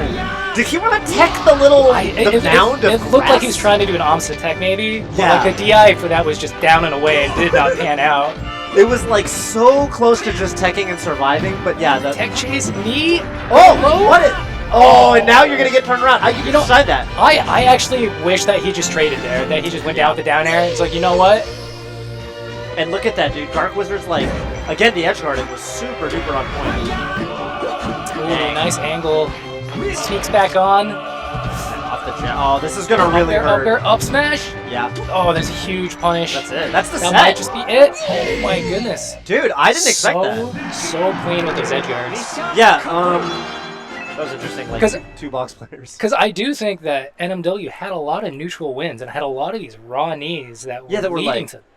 They great would damage. send Dark Wizard like way off stage at like 60, and then like honestly like 2 of those times Dark Wizard just didn't die, and not only did he not die, but he turned the edge guard around on Falcon. And that's actually the thing you should do, is like if you think they're gonna come off stage after you, like the whole mix up is if they're coming down with like a weak knee or like they're trying to get under you to scoop you with an up air, Yeah. you should drop really low and up B. Mhm. And the thing about Falcon is he can't turn around midair. You know, like if I'm a Fox player, right, and I'm going out there and I see like, oh, you're dipping really low, I can just shine turn around Yep. and grab the ledge on you. Falcon can't do that because he's facing forward. So once he commits to going deep off stage, if he goes too low and he has to up B back, like you can get reversaled really hard. And Dark Wizard was really exploiting that. He must have done it 2 or 3 times that set where I was like, oh, there's an NMW edge guard opportunity. Went Yeah. just a little, like Dark Wizard go just a little too low, hit with the fire, and then just a complete reversal. That was yeah, but like honestly, like can't even say that it was NMW missing edge guards. I feel like that was just really good Counterplay. counterplay. Yeah, it was really good counterplay. counterplay. It was from Dark acknowledging like, oh, he's coming down, he's gonna go low, he's just gonna tap. Yep. I just need to go a little bit lower. Yeah, exactly. That's like the whole mix-up, and like there's things you can do as like you can kind of posture like you're gonna run off Like stage, and you fake can. it, and then just grab ledge. and Wizzy then now fakes go it low. a lot. Yes. Yeah, like Wizzy does like the soft knee, but then like doesn't fast fall, so he can double jump back to the stage, and then he turns around and grabs the ledge real Yeah, quick. and then you just look silly. You're And then you look silly. Like, oh, why'd I go so low? All you do is roll now. Yeah, and then they just like knee from the ledge or stomp or something. So like there's like layers to it, but I just feel like that set, Dark Wizard was 100% on top of Yeah, he it. was locked And in. Dark Wizard hit every edge guard. Yeah. I mean, Like- That's how it should if look. a Fox hits every edge guard as Falcon, I think you should lose. There's Yeah. not really a whole lot you can do at that point. Yeah, and like honestly, like go to all the sets you've ever seen where like a Falcon like beat a top Fox player. Like, I guarantee you the Fox player was dropping edge guards. Yeah, they drop at least one per game that they should have hit. Yeah. And the Falcon does some sort of crazy triple knee combo. Yeah. That's how they win the set. yeah, And the crowd goes wild. Yeah, and the crowd goes wild. Yeah, no, I mean honestly, like I wasn't expecting that. I thought, I would think NMW's the favorite there. Like Dark Wizard's definitely good. I think NMW's higher on the. There's like a relatively new PR that came out sort of Mhm. recently. I'm pretty sure NMW's higher than Dark Wizard. I but mean, it is a you know. volatile matchup though, where with a very little Yeah. margin for error. And when you do make those errors, and you have someone like Dark Wizard that's hitting those edge guards, like there's so much you can exploit there. yeah, that's always been like that. I mean, I'm not gonna say Fox destroys Falcon, but I think Fox I think Fox players upset Falcon players more often than vice versa. Let's put it that I'll way. agree with that. Let's put it that way. Shout outs to Alvin, the Wizzy Slayer.